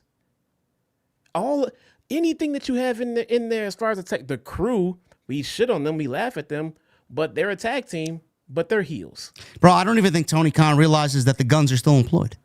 I don't know what. Maybe someone's hurt. I don't know why they're not on TV, but at the same time, I mean, you got to give me credit because they yank people off TV for no reason all the goddamn time. So I don't know if someone's hurt or if they just in Guantanamo Bay. I don't know. I don't know. FTR, I could see going after the tag team championships. I don't know why anybody would care about this, man. I got to give them at least some sort of credit. They tried to build some story out of this, but I mean, if you're going to start bullying Tony Schiavone around, good. I can't stand Tony Schiavone. I think he's fucking terrible. Bully him all you want. That's not going to make me boo you. And Nigel McGuinness, I mean, I don't really care to see Nigel wrestle. Danny Garcia, I mean, the guy is as boring as watching paint dry. I don't give a shit.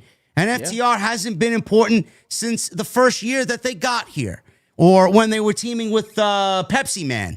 It doesn't matter, bro. I mean, everybody is here to feud with the Bucks. That's it. That's it. Or befriend CM Punk or fucking tag along with Adam Copeland. They got to tag along with somebody to help them stay relevant. Tag team championships for them.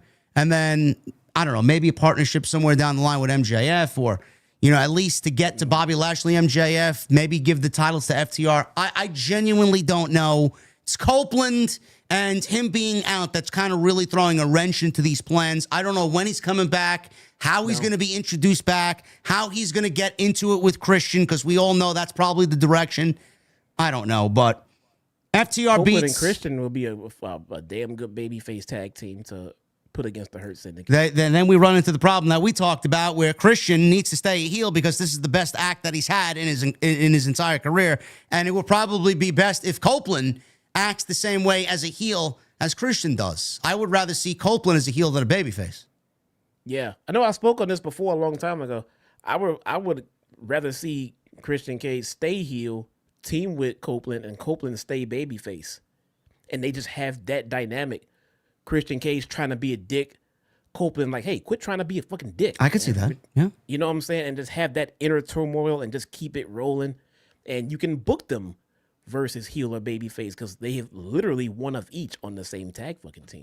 Yeah, we'll see what happens there. But Copeland's got to get back to television. Maybe he does in the build. We got 6 weeks to All In. I don't see him missing All In. He's ready to go. So we'll see what happens. But Christian Cage, speaking of him, he's still got whatever's going on there with Nick Wayne. They're running out of time with that storyline, man. I don't know how anybody's going to invest in that. They have stopped, start. It's like, what are we doing here? Yep. Like, it's not a consistent on television, and you're losing people's interest, honestly. So they don't get that. You start a storyline, and then you take it off TV for 3 weeks at a time, and then you bring it back for one segment, then take it off TV for 2 more weeks. Yep. That's not gonna get people invested in that story. No.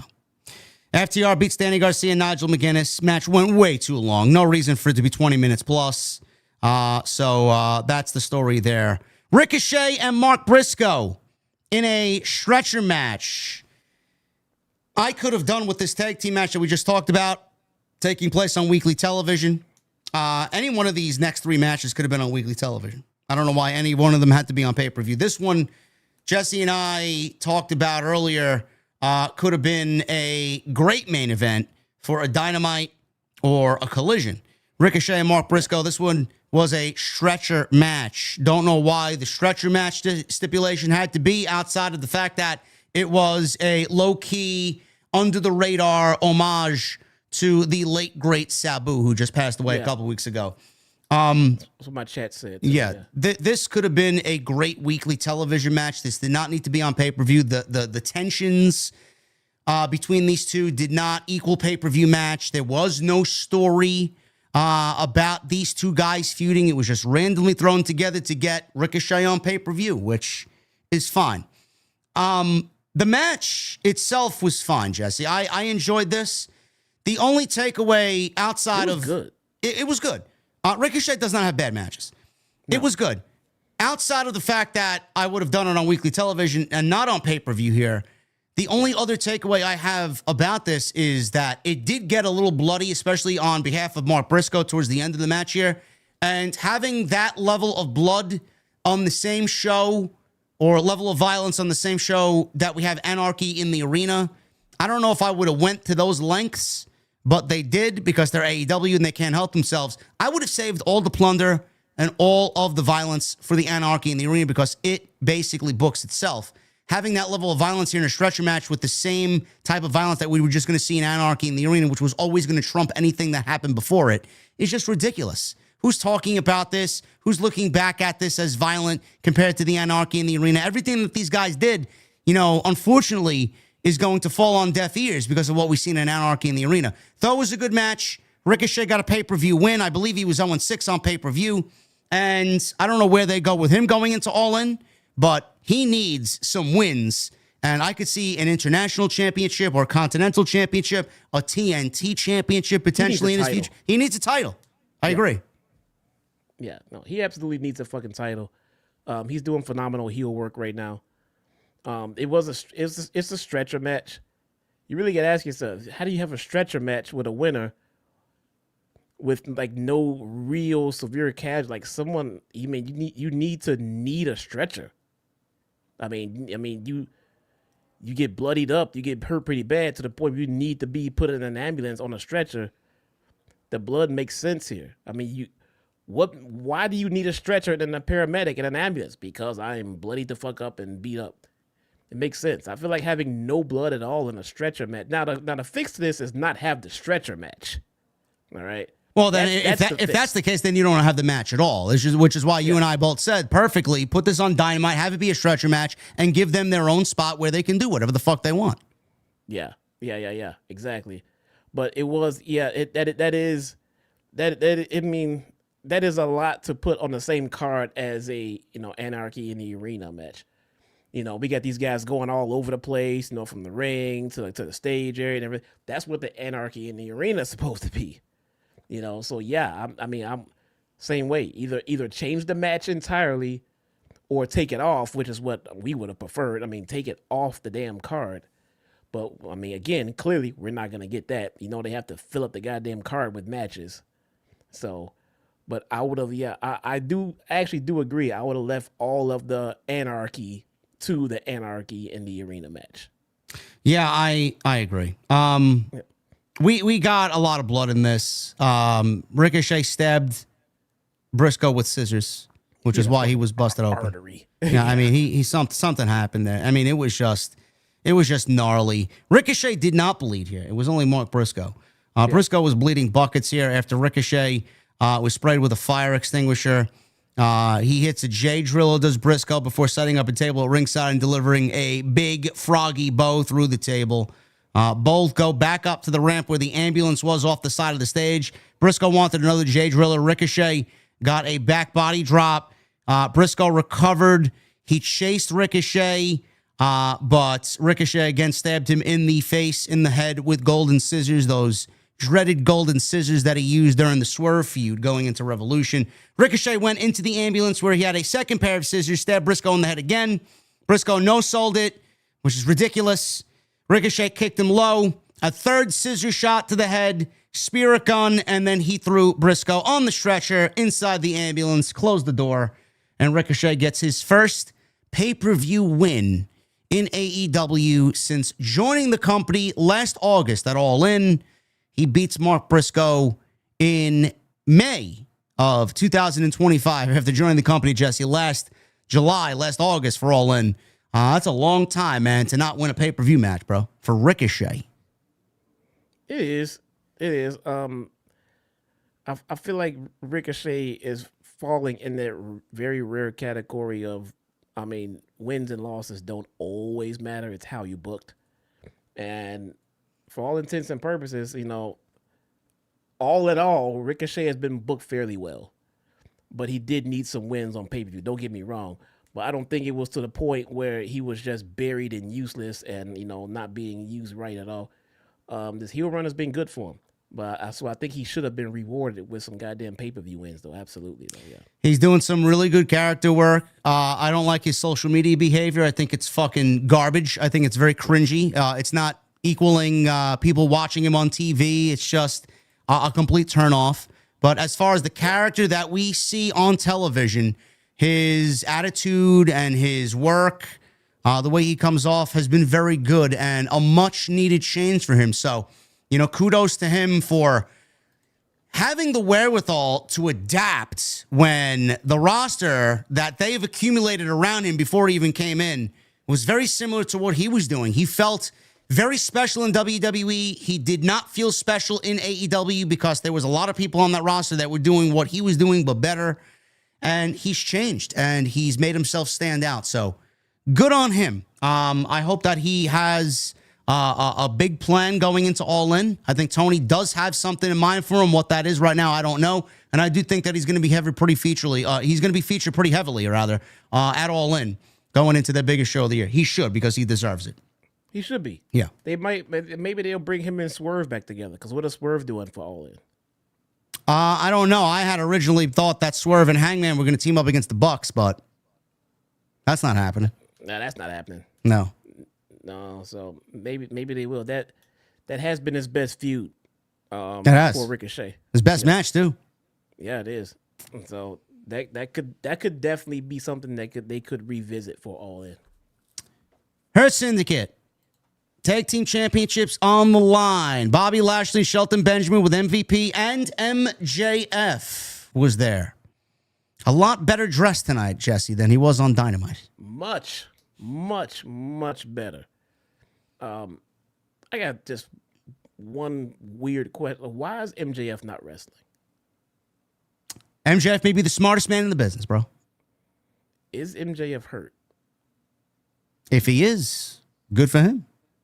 He's not wrestling. Good for him. He's not wrestling. No, but that would explain why he's not wrestling. But I'm just wondering, right. why is this guy not wrestling? He'll be wrestling. We're talking about all of these matches that we get on this show that didn't need to be, and I don't have MJF in a match. When MJF is wrestling, the show is obviously better. Exactly. I think that's what we know. That's what we all understand, yes. Why he's not wrestling, I don't know. Maybe he's opted to just tell stories, which I very much appreciate because I'm a very story-driven guy when it comes to pro wrestling. I like stories with my pro wrestling. And we all know MJF is going to deliver anyway when he gets in the ring. But I don't know why he's not wrestling. I don't think he's hurt. What has he done that he's gotten hurt? I don't know. Has he even wrestled since he wrestled Hangman? I don't think so, right? Guy's not wrestling, man. He's not wrestling. He's the smartest guy in the business, bro. He's fucking robbing Tony Khan blind. He's not wrestling on pay-per-views. The guy's just not wrestling at all. I don't know. I'm wondering why at this point. It's been that long. Well, he's out there. He got a paycheck tonight. I appreciate the fact that he's on my TV. That's where he needs to be. And I'm not trying to say that I want to see him wrestling every week, but I would like to see him wrestle at some point. You know who I don't want to see wrestle? Who's that? Dustin Rhodes and Sammy Guevara. What? Once upon a time, Jesse, Sammy Guevara was a pillar of the company. Is he even a block of stone in that pillar anymore, bro? No. My sister was watching the stream. She saw Dustin come out, and she said, he looks familiar. Is that Goldust? I said, that's Goldust. She goes, that's it? She goes, wait, he's still wrestling? These are her words. This is live. This is on the internet. This can be looked up. She said, that's not like Goldust. That's not like his son. That's actually him. I was like, that's him. And then he pulled up his age and everything else. She's like, no, he's still, why is he be a grandpa right now? Like, yep. Okay. Yep. That's he's still wrestling. They're Ring of Honor Tag Team Champions. Those titles are not on the line. Don't even know why they're on TV. But another match, folks. For all the sickos watching us, this match should have been saved for Dynamite or Collision. But then you get the argument, well, the Hurt Syndicate's one of the more overacts in the company, and you want to feature them on pay-per-view. Listen, I get where people are coming from with that statement, but when you got Mercedes and Jamie Hayter, and you got Ospreay versus Hangman, and you got Anarchy in the arena, who is thinking of and who is talking about the fucking Hurt Syndicate coming out of this show? It doesn't matter who you put in the ring with the Hurt Syndicate. They would have been largely forgotten. It doesn't matter. That's how much the main events on this show delivered. So you were better off just saving this for Dynamite and sparing us the 15 minutes that this match went, which it didn't need. So I don't know why people are going to get bent out of shape when I say, keep this match off the show, save it for Dynamite. Oh, but the Hurt Syndicate's very over. You need to feature them. No, you don't. How many other people are on this fucking roster that you didn't feature? Like we just said, MJF is not wrestling. Yeah. How many other people? Yeah, exactly. I mean, I don't know why. I mean, they can come out and tell a story and not wrestle too. But they're wrestling. I mean, I don't know, man. I don't know. Everybody wants a paycheck though. They don't get paid. They're not in the show, man. I guess there's got to be some sort of back end there where they got to get pay-per-view payday. I don't know. I don't know. I don't know. But we got MJF trying to get involved here. And this is where it kind of made me think, is this going to be how we get MJF and Bobby Lashley to come to some sort of tension? So Rhodes makes a hot tag. He cleaned house in there. Snap power slam. Code red on Shelton Benjamin. Rhodes wanted his unnatural kick. MJF took the ref, allowing Rhodes to hit a low blow to get a near fall on Benjamin. Lashley is in the ring with Guevara. Benjamin rolled through a Rhodes suplex into an ankle lock. Guevara made the save with a snap hurricanrana. Rhodes hit crossroads while Guevara took out Lashley with a shooting star press off the post to the floor.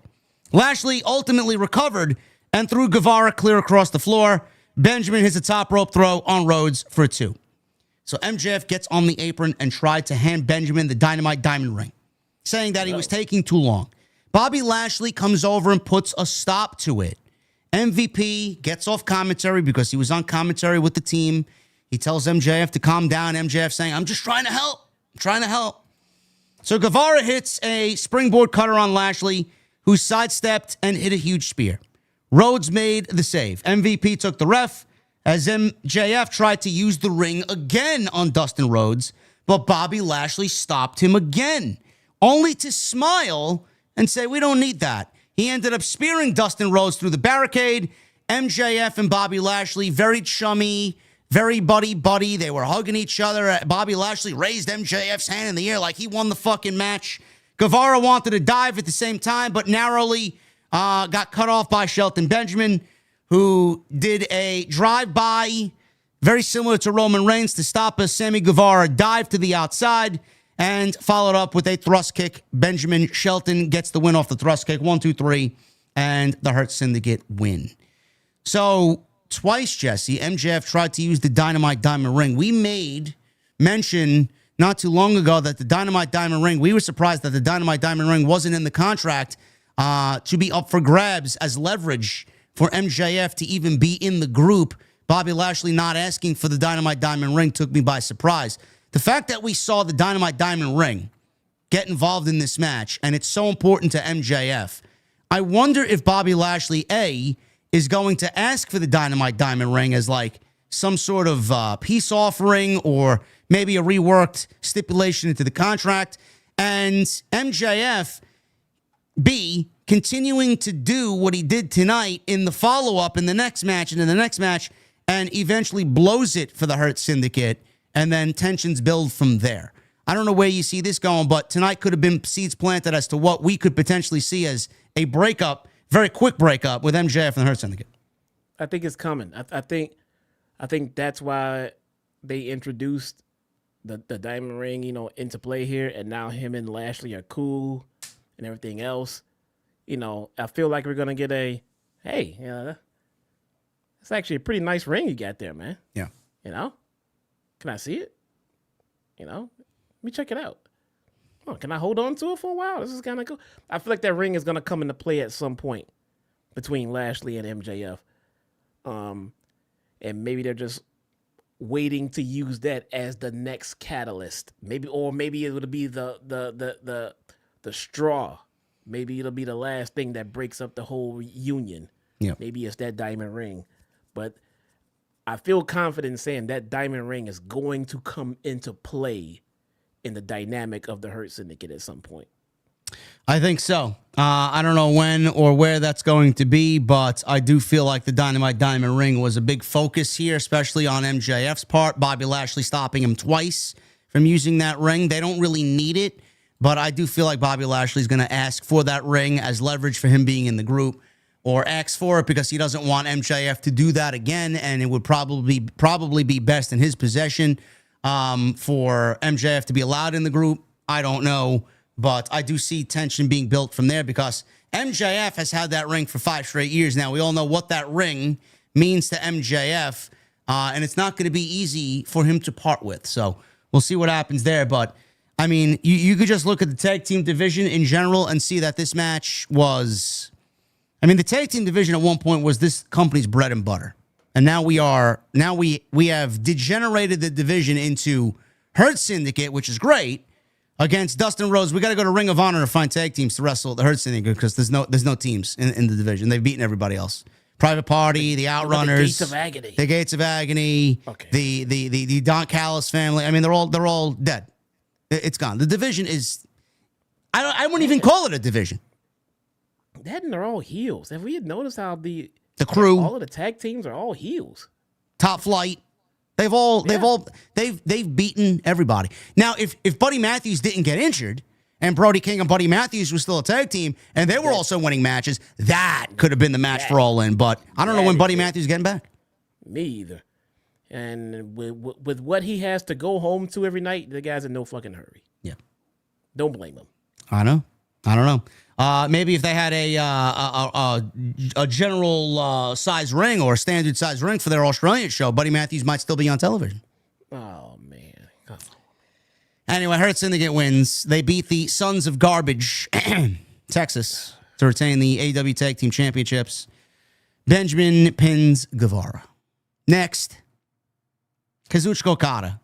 He went one-on-one with Speedball Mike Bailey for the AEW Continental Championship. Gee, Jesse, I mean, who's going to win this match, bro? I mean, this is such an unbelievable, unpredictable match, man. What a colossal matchup. You know, I wonder if Kazuchika Okada is going to retain the championship here, bro, especially after AEW teased Okada's All-In match 7 months ago. Yeah. I had to get that out of my system. All joking aside, this match was fucking great.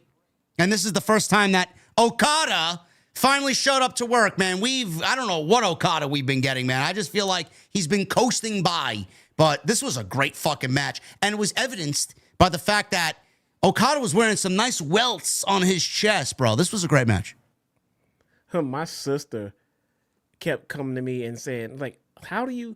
Because I kept saying in the stream, like whenever match we had on TV, I kept saying, there's just no way in hell that X is winning this match. This person is absolutely not winning this match. To the point where she said, how do you know all of the winners? You should go play the lottery or something. I was like, it's just that predictable. The card is just that predictable. As entertaining as it was, it wasn't until the main event that we actually got a match that there was not a foregone conclusion on who the winner was going to be. I mean, maybe like Anarchy match, but the winner didn't really matter in that case anyway, though. One of the biggest problems in this company that they refuse to address is the fact that everything is super fucking predictable. Now, predictable is not bad all the time. Predictable can be very good as long as there is a great story that accompanies it. There's no story here whatsoever, and this is just as predictable as they come, and this is the bad type of predictable, to a point where this match could have easily main evented Dynamite on Wednesday or Fyter Fest or whatever on television. This did not need to be a pay-per-view match, and I don't really understand why this even happened.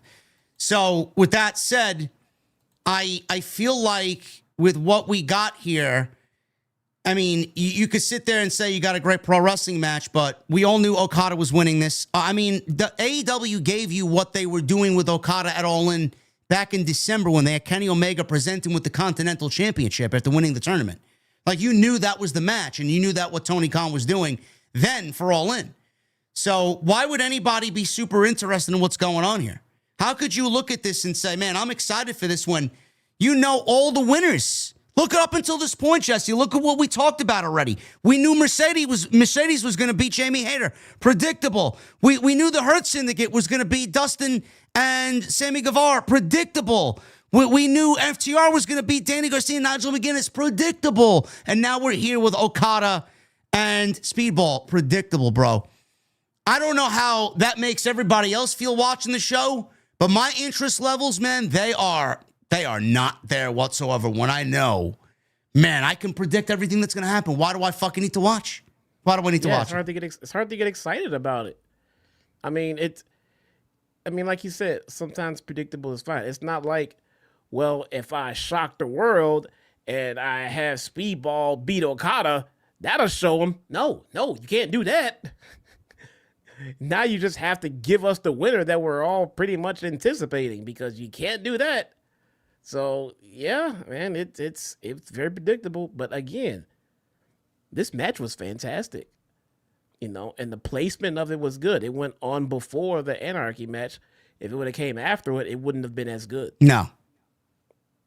So this was a fantastic match. And you had so a lot of people might not have known how good Speedball was in the ring when they just put him in the ring with one of the best in the world. And he showed you that he can deliver. The guy can go. Yeah, we need to get Okada giving us the level of Okada that we got in New Japan, because if they're going to prep him for Kenny Omega at All In, we need to start seeing that Okada. So, yeah. I don't know what they're doing with the Continental title and the International Championship. They came up and have developed a tournament, another fucking tournament for a fatal four-way match that's happening at Fyter Fest with Kenny Omega. Why are we doing these matches when we all know what the match at All In is going to be? It's going to be Kenny Omega as the international champion versus Kazuchika Okada as the continental champion. They are doing this fatal four-way that is going to take up a week of television leading into June 4th, where this show, Dynamite and Collision, Jesse, is going to be back-to-back 4 hours of Dynamite and Collision on June 4th. Fyter Fest. Believe that? Yeah, I believe it. This is what we're getting. Why are you wasting our time when we all know what the match for All In's going to be? I don't understand that. I mean, they have Josh Alexander in this thing. They got CMLL guys. Hechicero is in this thing. I mean, what the fuck are we doing here, bro? Why are you wasting my time? Just put Kenny Omega and Okada in a fucking graphic and put it up like you put up the two main events already for All In. We know what's going to happen. Why are you even risking injury for these two guys to wrestle these matches going into your biggest show of the year? No clue. Again, this is what we were talking about before, the inconsistencies and the logic gaps and the storylines. Creatively, some of this stuff just doesn't make any damn sense, man. But the wrestling will be great. Just because the wrestling is great does not justify the match happening. So sitting around saying it was a fantastic match, they're probably in the scrum. This was a great match. It was fantastic. Yes, because you have extremely talented wrestlers. That doesn't mean the match needed to be. It doesn't make any sense, especially since the card was so goddamn long. Bro, we got, look at these matches that they got for this tournament. Brody King versus Josh Alexander 2 on Dynamite. That's happening on Wednesday. All right. Yeah, sure. Is Brody going to win? Fuck no. Brody's not getting the win, huh? No. Crazy. Mascara Dorada and Hechicero is taking place on Collision. And then Claudio versus Commander on Collision. Jesus Christ.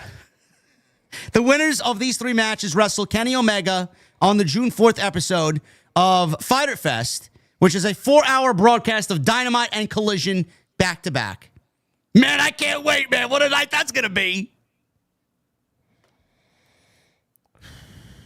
Sounds awesome, man. Can't wait. Can't wait. This match was this was a great match. Again, another match that did not belong on this show. And I don't know if anybody realized how good Speedball was, but Speedball absolutely brought out the best in Okada, and this was the best Okada has looked, honestly, since joining AEW. The Continental Classic Finn was also good, but this was the best match I think Okada has had in AEW, and he defeated Speedball with a Rainmaker. Great finishing sequence here. We'll briefly go over the ending here. Bayley and Okada towards the end here. Okada got his hand on the ropes after Bayley hit a big move. Referee Rick Knox here counted 3. Okada barely got his hand on the bottom rope. And I love Taz's call for this because he said, you know, it's like a base runner getting to a bag and the ball is in the glove and the base runner hits the bag at the same time and they go to instant replay. They're always going to give it to the runner. So he said the same thing here. He's going to give it to the performer. He got his hand on the rope. It was literally at the same time. By my vantage point, it looked like Okada grabbed the rope before Rick Knox actually counted 3, but I thought that was a great spot. Bayley caught Okada. He brought Okada up by the wrist. He fired off some of his big karate kicks. Okada answered with a series of lariats. He went for the Rainmaker. Bayley wrapped him up into a straitjacket pin, very close near fall. Bayley went for his ultimate weapon off the top rope, which is a devastating move, that spinning knee strike that he does. Okada managed a drop kick midair on Mike Bayley, picks him up, Rainmaker, 1, 2, 3. Okada wins, and he is still the Continental Champion. So, again, great match. Could have easily saved it for Fyter Fest or a main event on Collision or Dynamite, but Tony wanted this on pay-per-view, and I don't really understand the just super predictable scenarios that both the international and continental titles have been in. Just give us the fucking match, and I pray to God that when we get to All In, it is a unification match, and we get one of these titles to go bye-bye. There's absolutely no reason for both of these titles to exist on television. None.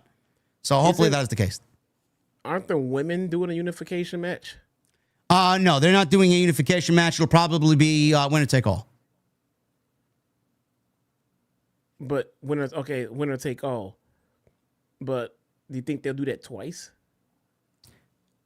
Winner take all means if Mercedes beats Toni Storm, she has to relinquish the TBS title, and there'll be a tournament or some sort of gimmick match for the title. And the unification match means that the Continental or International Championship go bye-bye, whichever they decide to keep. Wait, winner takes all means you lose a title to a tournament? How does that take all? If both titles are going to be on the line, if Toni wins, she's the TBS champion. If Mercedes wins, she is the world champion. One of them will walk out with 2 belts. When you have 2 belts, you cannot defend 2 belts, a.k.a. or a la Stephanie Vaquer in NXT, where they had her give up the North American Championship and they put it on the line in a ladder match. So the winner of the match will leave with both titles. Yes. That's just my prediction. I think it'll be a winner take all match. Yes, title for title. Right. But if it's a unification match, they would unify the titles into one title. Yes, it'll either be just the Continental title and they get rid of the International Championship, or vice versa, or they make an AEW Intercontinental Championship, which would be great because we don't need a Continental and an International Championship. It's just fucking stupid. Right. Nonetheless, they have champion versus champion. They're gonna have that twice on the card. I'm just speaking out loud. It's not confirmed, but I could see unification match and a winner take all match. Yeah. Yeah. We don't know how they're gonna work out the title situation. No. But we're gonna have champion versus champion times 2 at the card though. Yeah. Looks like it. Yeah. Let's see what they do with it, man. Timeless. Speaking of timeless Toni Storm and Luther against Mina. Mina is now. Everybody loves Mina. I love Mina. I think Mina's great. Love Mina. Mina Shirakawa, AEW Women's title. Again, I mean, the common thread throughout this entire show is that these matches are predictable. Gee, I wonder who was going to win this match. They just announced, they showed the fucking graphic for Mercedes and Toni Storm as soon as the fucking match was over. And they obviously were going in that direction. Who was going to win this? Now, if you wanted to at least play with me, they should have opened with this to give me some sort of illusion that Toni was going to win, and then maybe Jamie Hayter has a chance to beat Mercedes. But when you have Mercedes lead the show off and have Mercedes win, it's like, all right, bro, Mina's not winning the fucking championship and going to All In. I mean, never winning. They should have switched it to at least fuck with me a little bit, but they didn't do that. This match, I mean, I will say this, predictable as fuck, but Mina, I thought Mina worked a very good match here. I thought she was physical. I thought there was a nice sense of urgency on her, even though in a losing effort, everybody thought she was going to lose this thing. I thought she looked very good. The one thing I mentioned on Wednesday, I'm going to reiterate here again, just in case you guys did not watch. They did the same thing with Megan Bayne. Megan Bayne was 2 months, and she got a title match against Toni Storm, and she brought Toni to the brink of defeat, but ultimately lost, and then she landed as a collider on Saturday night, and she's teaming with fucking Penelope Ford against Anna Jay and Harley Cameron, and now she's on the fucking buy-in pre-show, and she's gotten to the height of the women's division in just 2 months after so much fanfare, and they bring her in, and they're hyping her up, the next big thing in the division, building her like Brock Lesnar, slaying everybody, F5 and everybody. Now what happened? She lost to Toni, and she isn't as hot as she was when she first came in. Mina, she got a championship match in 2 weeks, and she's already lost the women's championship match to Toni Storm on pay-per-view. I guarantee you she's on Collision or worse yet, Ring of Honor. What is she going to do on television now that she's already lost, Jesse? You put her in a prime position that many people in this division would die for, and in 2 weeks, she's already lost a pay-per-view match to Toni Storm for the AEW Women's Championship, bro. That is as reckless of creative as I've ever seen this year in any company, and Toni did it with Mina. Yeah, but Mina is over. She is over. Mina is over, and they'll find a way to correct that ship with Mina quickly. We were talking about what's next for the women. They can kind of place Mina wherever they want. Mina just works, and Mina's really good in the ring, and she's over. And I don't even understand how over. I don't understand how she is as over as she is with the language barrier that she has. But Mina is over, so they can kind of slot her in where they want here and there, and they'll misbook her. They already have. But I mean, look at this match she had tonight, man. Mina is really good at what she does. She's gonna get a title run at some point. One of those titles will be around Mina at some point, and it'll be a good decision. I just don't know which one or when. Obviously, Mercedes is too greedy to lay down for somebody. So when she wins the women's championship from Toni Storm and has to vanquish or relinquish the TBS championship, my take on that is Mina for TBS champion. Absolutely. Yeah, Mina's good. I think that's the way to go. This was a good match, and Toni Storm wins with a Storm Zero. Now, one thing I want to call out here is they did a video package before the show, and in a lot of the video package, we saw Mariah May. But the thing, Jesse, is I don't know if you were paying close enough attention. We saw Mariah, the body of Mariah, which is always great to look at. We did not see Mariah May's face in any of these clips in this video package before the match started. And a lot of people were expecting Mariah May to show up tonight because she's been tweeting and she's been sharing photos of herself and Mina, and she's been kind of, documenting her friendship and her partnership with Mina and Toni over in Japan. We didn't see Mariah. They omitted Mariah's face. They didn't mention Mariah by name, though Mina is using her finish, the Glamorous Driver, and she is even using the same name as Mariah's finish, but no mention of Mariah at all. So if Mariah isn't showing up tonight, I doubt she's showing up at All In, and more than likely Mariah is on her way to WWE, otherwise we would have seen her already. Now, there is still a small glimmer of a chance that she shows up at All In, and Toni is keeping her off TV for the bigger show, and maybe we get Mariah playing into the outcome of Mercedes and Toni. Who knows? I'm not going that far. I'm going with Mariah joining WWE. I think she's got a little bit to go as far as that contract, and I do think we see her around SummerSlam weekend for WWE. I don't know how you feel about that, but were you expecting Mariah May at all tonight? I was not expecting her tonight at all. It would have been a shocker. But then again, I haven't been on social media at all to see her teasing and things like that. If I would have saw that, I probably would have been on that bandwagon too. I don't know where she goes, man.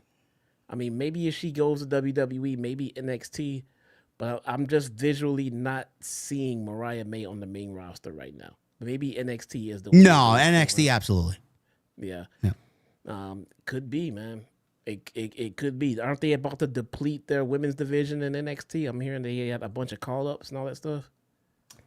I don't know. I thought Perez. well, Roxanne's already called up. She's on Raw. Julia's on SmackDown. I thought that Jordynne Grace would beat Stephanie Vaquer tonight, and Stephanie would get called up, but that's not the case. I don't know.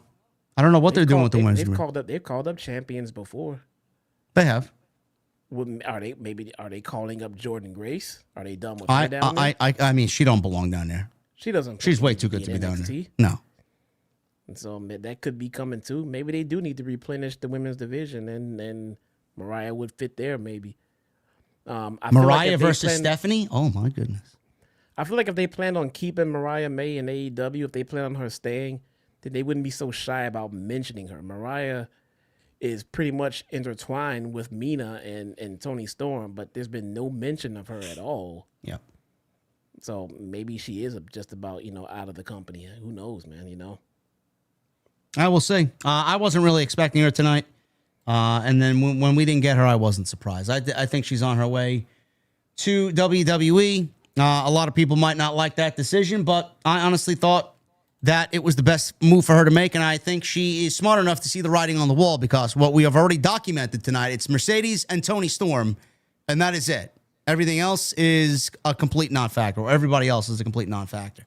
Mina was never going to beat Toni. Toni wins with the Storm Zero, and we got your women's championship match.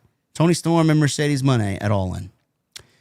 Before we get to the Anarchy in the Arena, there was a match that happened after Anarchy in the Arena, and I just want to briefly go over this, and there is literally nothing that me and Jesse have to say about this whatsoever, because we don't know why it took place, why this was even a fucking match on tonight's show. This was the quintessential Dynamite or Collision six-man tag team match. Don't know why this needed to be on the show.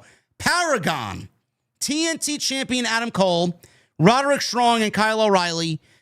How the mighty have fallen with Adam Cole, bro. Has he ever been as ice cold as he is right now? Holy shit. The fuck are they doing with Adam Cole? The Paragon, who are formerly the Undisputed Era, a.k.a. the Undisputed Kingdom. Paragon is what they're going by now, against the Don Callis family, Kyle Fletcher, Konosuke Takeshita, and Josh Alexander. What a trio of fucking talent that is.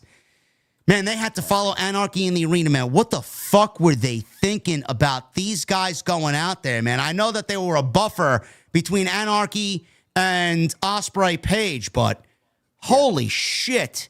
Could you ask for anybody else to fucking die 1,000 deaths out there, man? Did you give a shit about this at all? No, I thought they had one job for this match. They knew they were in the death spot.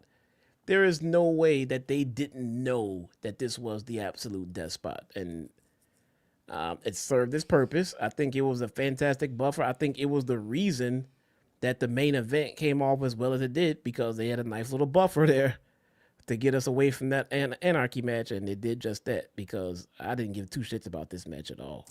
No. Post-match here, we got the Don Callis family beating Paragon, which was the right choice here.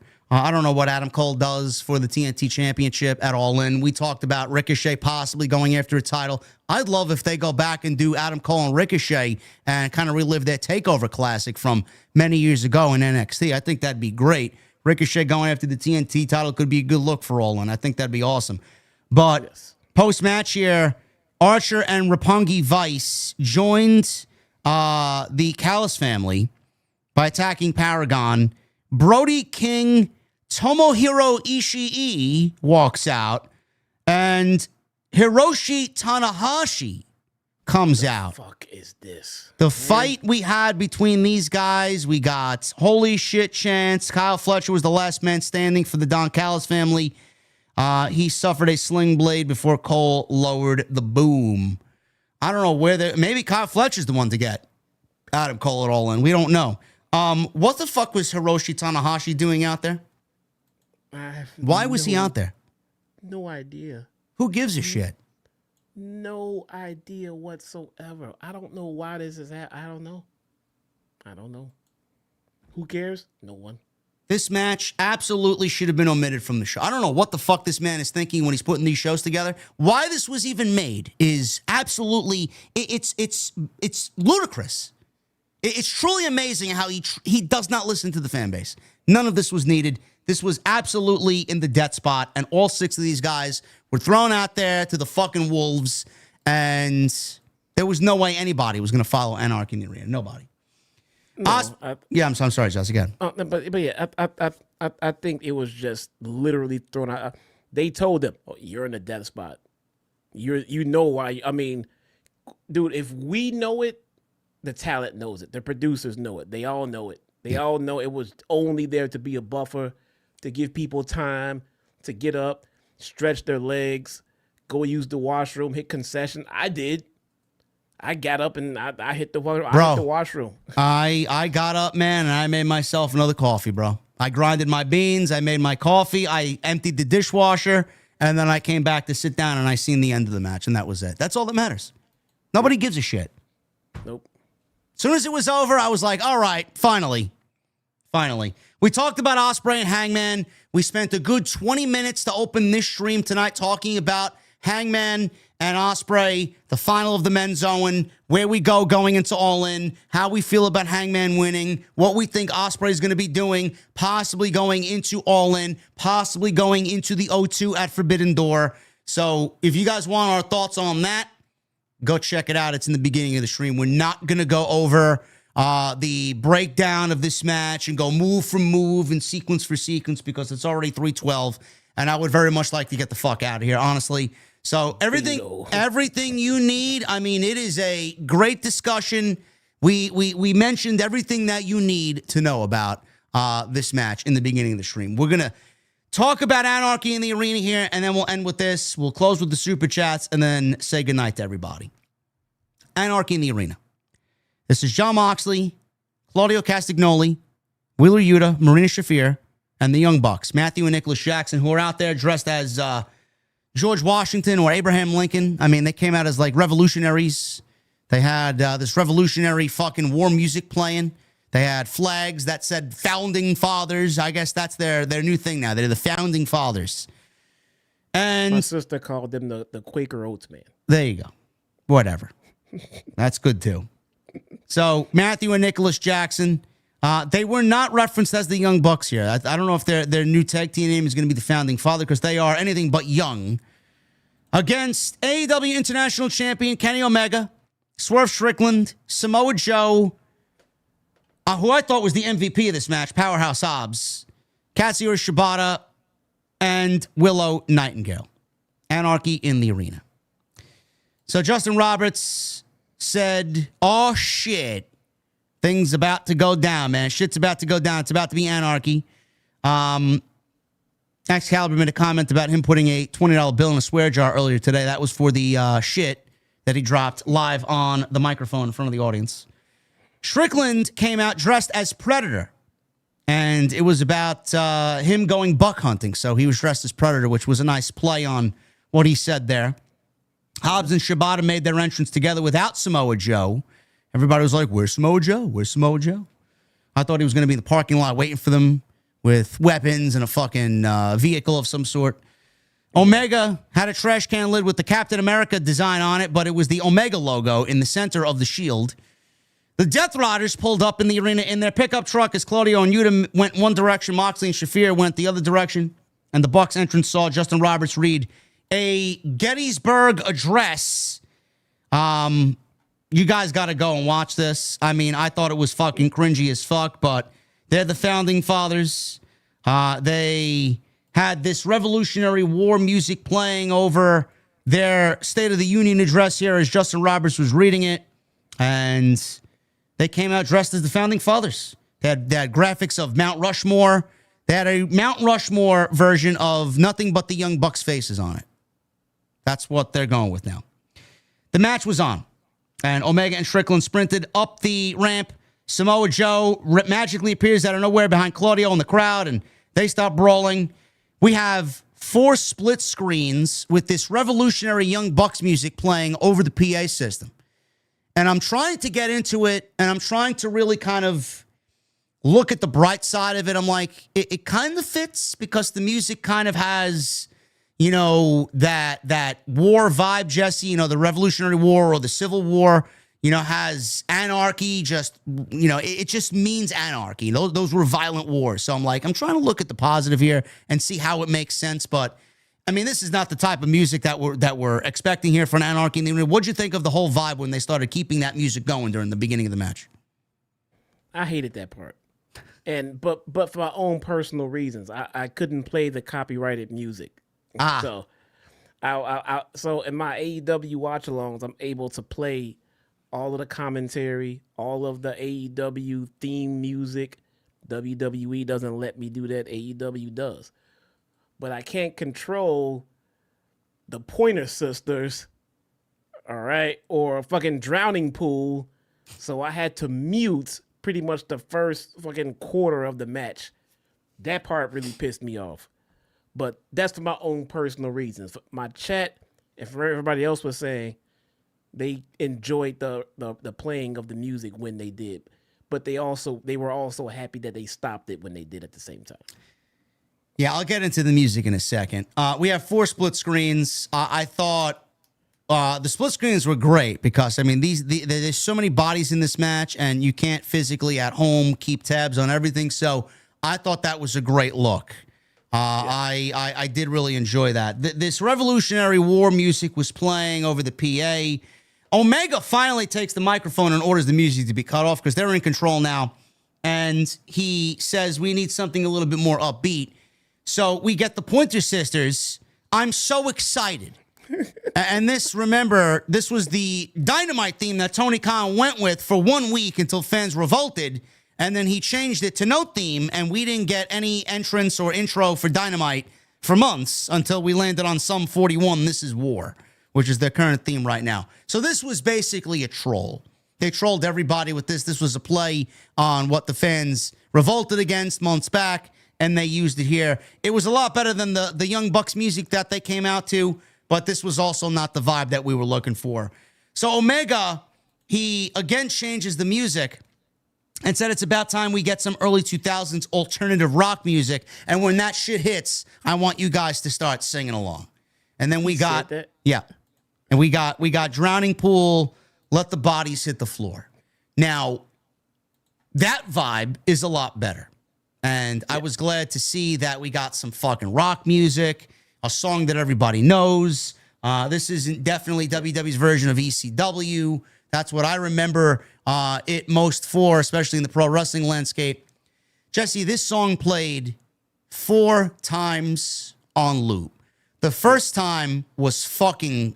I even told my best friend Pete, I'm like, this is fucking great. I just love that. When you mix alternative rock, heavy metal with pro wrestling, man, you won me over, man. I don't give a fuck who it is, man. It's just the vibe and the violence and the music and the chugging of the guitars and the drums.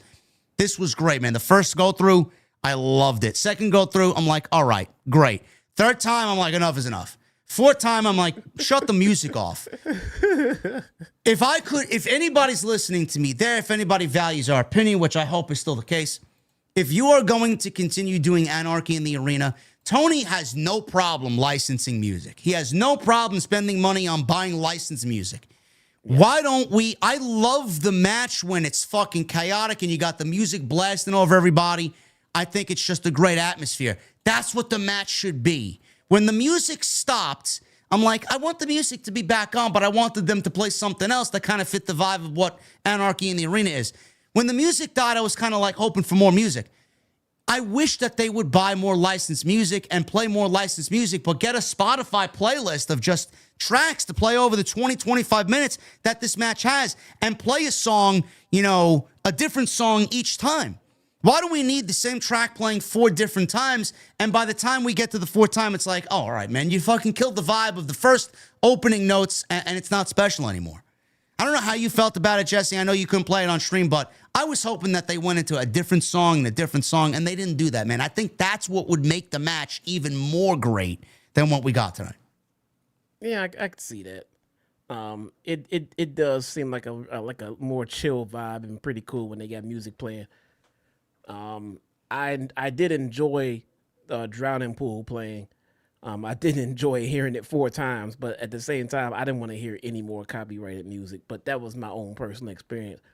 People in my chat were marking out about the music being played. They were highly enjoying it themselves. Yeah, it was great. So, it was definitely a great moment. So that's what it's moments like this. It's moments like this where AEW just, and this is what frustrates me so much, man. They fucking get it. They're cool when they do shit like this. It's awesome. They don't do this enough. They don't really embody cool enough. This was the first time in a while I'm genuinely watching. I'm like, this is fucking cool, man. I love this. They don't do that enough. And I just wish that they would, kind of own that moment instead of playing the same song over and over and over and over again. But this got out of hand pretty quickly. So after everybody started singing Drowning Pool, crowd was into it. They were singing along with the chorus. Moxley stabbed Hobbs with something. I don't know what it was, if it was a fucking a ring stake or it was a fork, a screwdriver, something. Busted him open. Omega asked the fan by the balcony for his seat. He jumped off of it. Yuta cut him off, teased the superplex. Hobbs came out of nowhere, threw Yuta off the balcony onto a large pile down below security guards.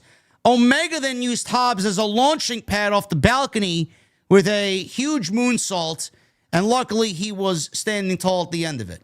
Moxley caught Hobbs coming back into the ring. He repeatedly stabbed Hobbs with a screwdriver or a fork or whatever he was in the ring with. Strickland drove Nicholas through a chair with a backbreaker. Moxley brought a table into the ring, but took too long setting it up, and Hobbs speared Moxley through it. The Bucks continued their brawl with Strickland and Omega, who hit "You Can't Escape," while Strickland did his corner uppercut, and then he started doing his dance. Shafir and Nightingale. This was another aspect of the match that I didn't really understand why they were going for it, and announced both ladies in this match. I thought, Jesse, the ladies integrated into this. I thought they played it perfectly. They did, obviously together on the outside. They went outside and brawled in the parking lot. The ladies got into it a little bit with the men. It wasn't too much. It wasn't too little. It was just a perfect dose. I thought Willow looked fucking great in there, and I thought Marina and the stare down that she had with Kenny Omega towards the end of this thing was fucking great as well, because you could hear her mouthing off, "Fucking do it, you pussy." She was telling Kenny Omega. I thought both ladies killed it in this match. They did. I think Willow was a low-key MVP of this, because for that one fucking spot, and I'm sure we'll get to it. Marina, I thought she did great. Again, I am very impressed with the booking and the treatment and the ascension of Marina Shafir. She is not a great wrestler. She's not a talker at all, but I feel like they found a perfect niche for her, what she can do, and I equate it to China. She can play the look. She can play the enforcer role. She doesn't have to go out there and have 5-star matches. She doesn't have to cut promos. She just has to look like a badass bitch, and that's what she does 90% of the time she's out there. A match like this is perfect for her. It's not isolating her in the ring with someone. It's just a brawl. She can go out there and take some fucking bumps. She's a UFC fighter, man. She can take some fucking bumps. Willow is just fucking crazy, man. I don't know what is up. She is the female John Moxley when it comes to just fucking brutal shit in the ring. This was the perfect combination, like you said, of what they did with the women out there. They weren't out there pussyfooting around like, oh, I can't touch the women at all. I have to go over here. When the spot called for it, they did their spot with the women. You know what I'm saying? Marina Shafir fucking, she's like spitting Kenny Omega's fucking face. And like, do something about it. You fucking, like, she's spitting my face. I want to fucking give you a fucking suplex too. They did it. It made sense. Willow came in, whooped some ass. They booked the women perfectly in this. I thought they did as well. I thought they both shined. These two and Hobbs, to me, were the standouts in this match.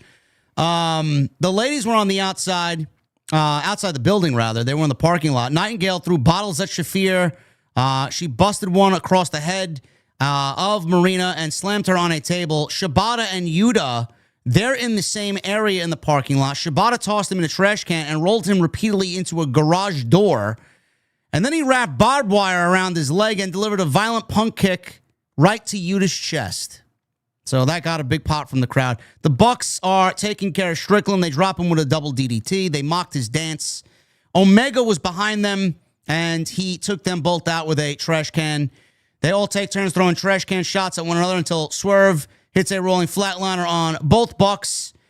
Nicholas hits a destroyer, which Strickland no-sold right into a house call. He then leapt off the stage, did Swerve at Claudio, who hit an uppercut in midair, delivering a giant swing. This was fucking brutal, man. I was like, holy shit. The music was still playing at this point. Claudio delivered a swing on Swerve into what was the speaker, and then the music stopped. So that's when Drowning Pool stopped. It played 4 different times, and when Swerve went into the quote-unquote speaker, the music stopped, and it never came back on again. So there you go. So after that, after he went into the speaker, Hobbs sprinted in and pounced Claudio into a stack of production cases, which, I mean, some of them look like they were fucking made out of cheap cardboard. I mean, I don't know what the fuck that was, but most of them, hollow. Yeah, they were very hollow, very, very weak. They broke very easily. Matthew leapt off the stage for a dive. Joe is shown. I don't know how he was attacked, or he was shown on the ground down. Nobody caught it.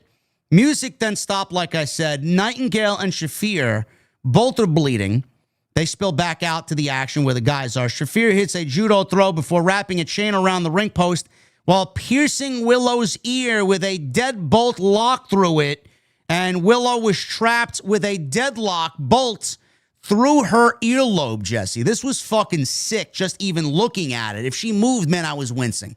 Because when they took a chain. Yeah. I'm gonna paint this fucking picture for the chat. They took a chain and put it around the ring post.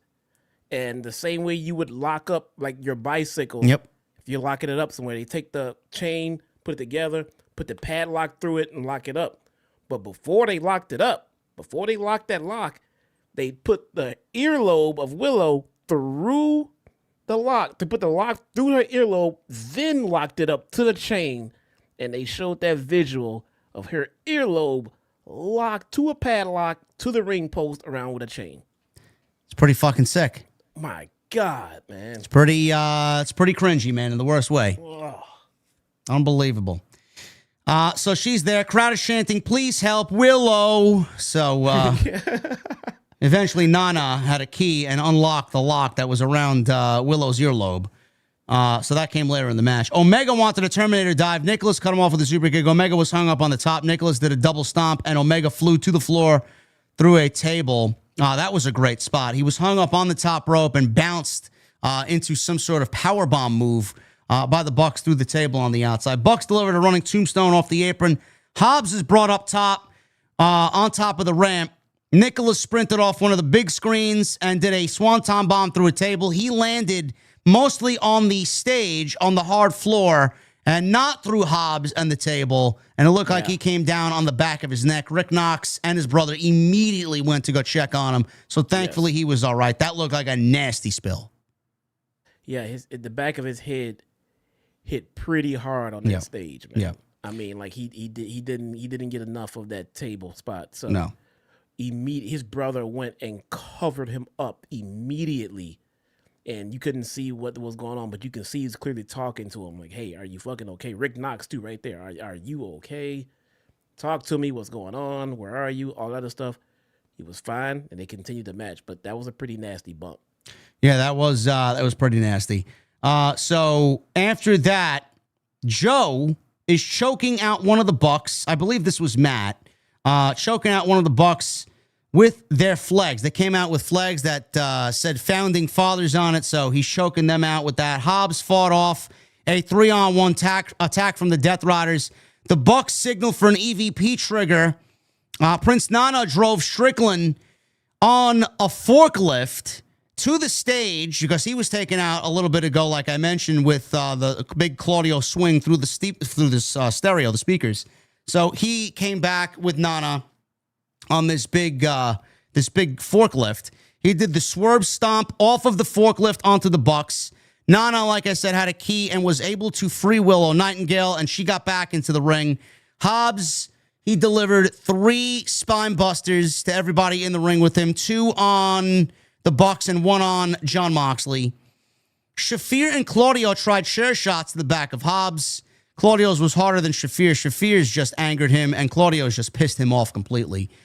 He turned around. He no-sold these. This led to another double spine buster with Willow.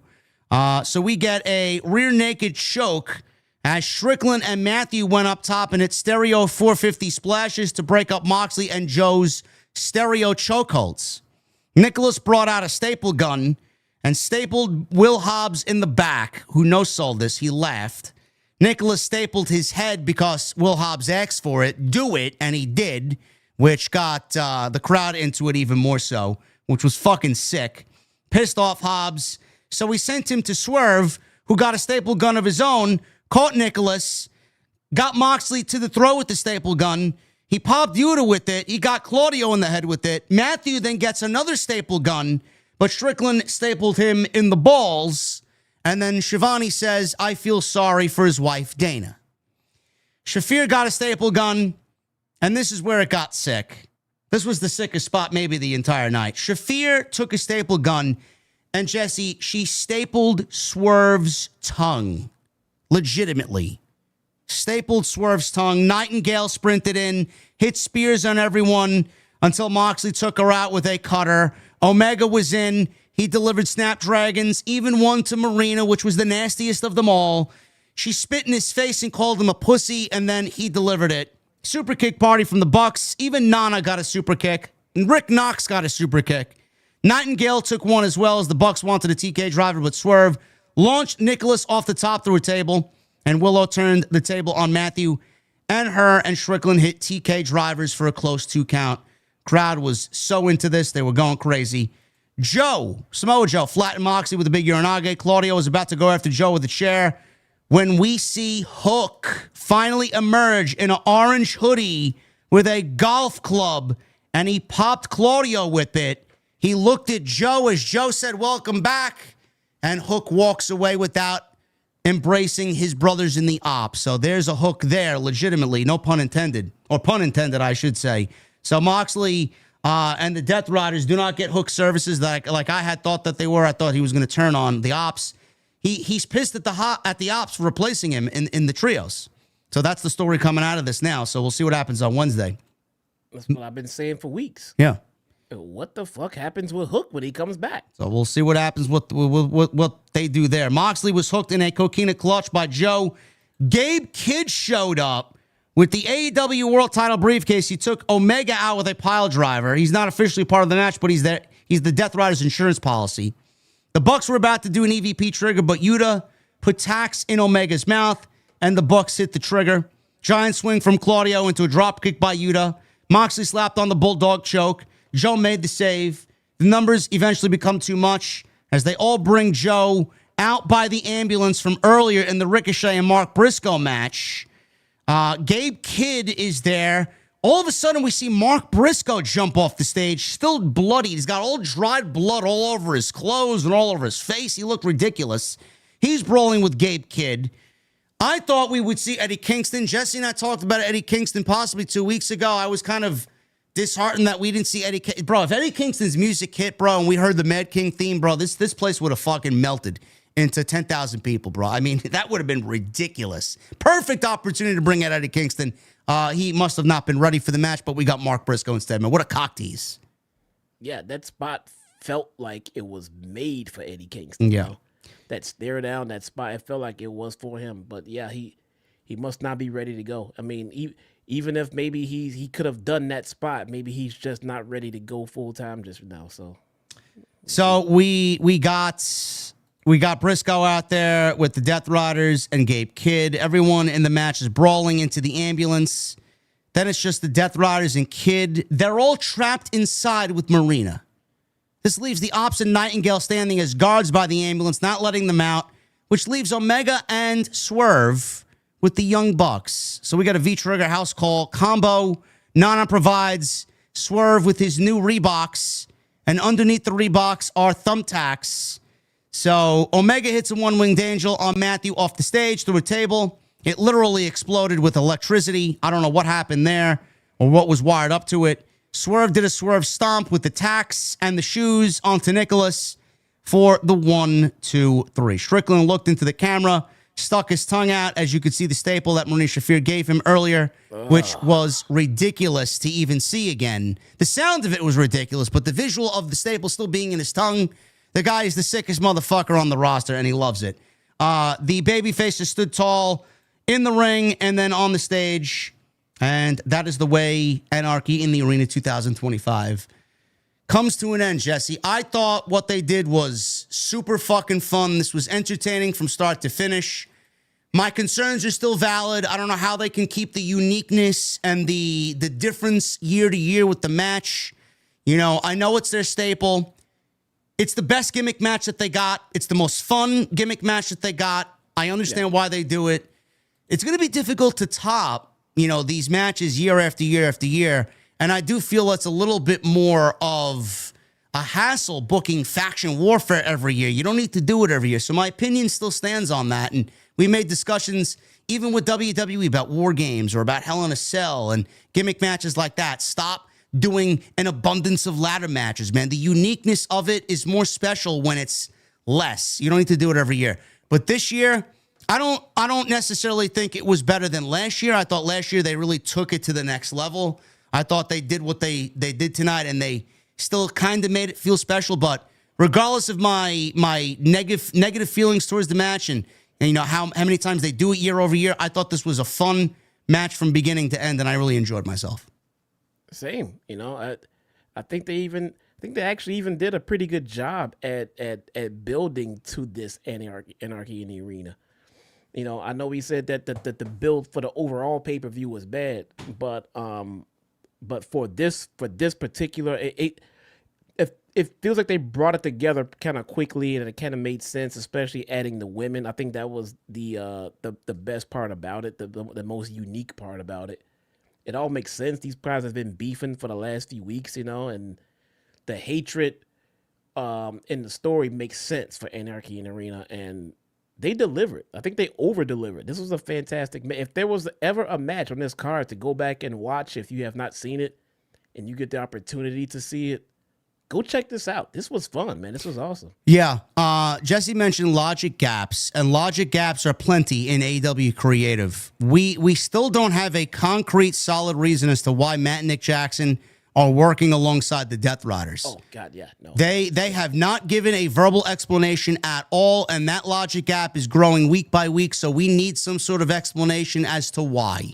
Now, the Young Bucks lost this match as the Death Riders were in the ambulance, so I don't know if there's going to be some tension there with the Death Riders and the Young Bucks, but they have not given us a reason as to why this partnership is taking place. The Young Bucks, after Dynasty, after fucking over Swerve, told Hangman that they did it for the Hangman. We haven't seen Adam Page and the Young Bucks on TV in a verbal back and forth at all since then. No explanation whatsoever in regards to this partnership. That is a huge, huge logic gap that we need answered, and we haven't gotten that. So, yes, this is still, you know, very haphazardly put together. Did it make more sense this year to do it as compared to last year, Anarchy in the Arena? Absolutely. Do I think the Death Riders look great in this? I do. I think this is the best the Death Riders have looked in all 8 months of them being on television, overtaking AEW. This was the first time they felt like a legitimate threat to me in all the time that they've been on television ruining this show. They look great tonight. Everybody looked great tonight. How they follow this up going into All In, I don't know. That explanation, though, with the Bucks and the Death Riders partnership, Jesse, we haven't gotten a solid answer, and I don't think we are going to get one, man. But how they never followed up on that, that's the problem. That's the problem we have weekly with AEW. Yeah, there's been no explanation as to why that's happening. There's no excuse me, hold on. Sorry, there's been no explanation as to why the Bucks are just hovering around this scene. I still don't understand why this tag team is not out there trying to do tag team shit with the other tag teams and win tag team gold and do. They're hovering around. They're hovering around this Moxley situation where at first Moxley didn't want nothing to do with them. Then finally they were accepted. And I mean, what is this partnership about? What is this goal? What is this plan here? Does Okada play into it? Is Okada still in cahoots with the Young Bucks? There's just a few just unanswered questions about this whole ordeal.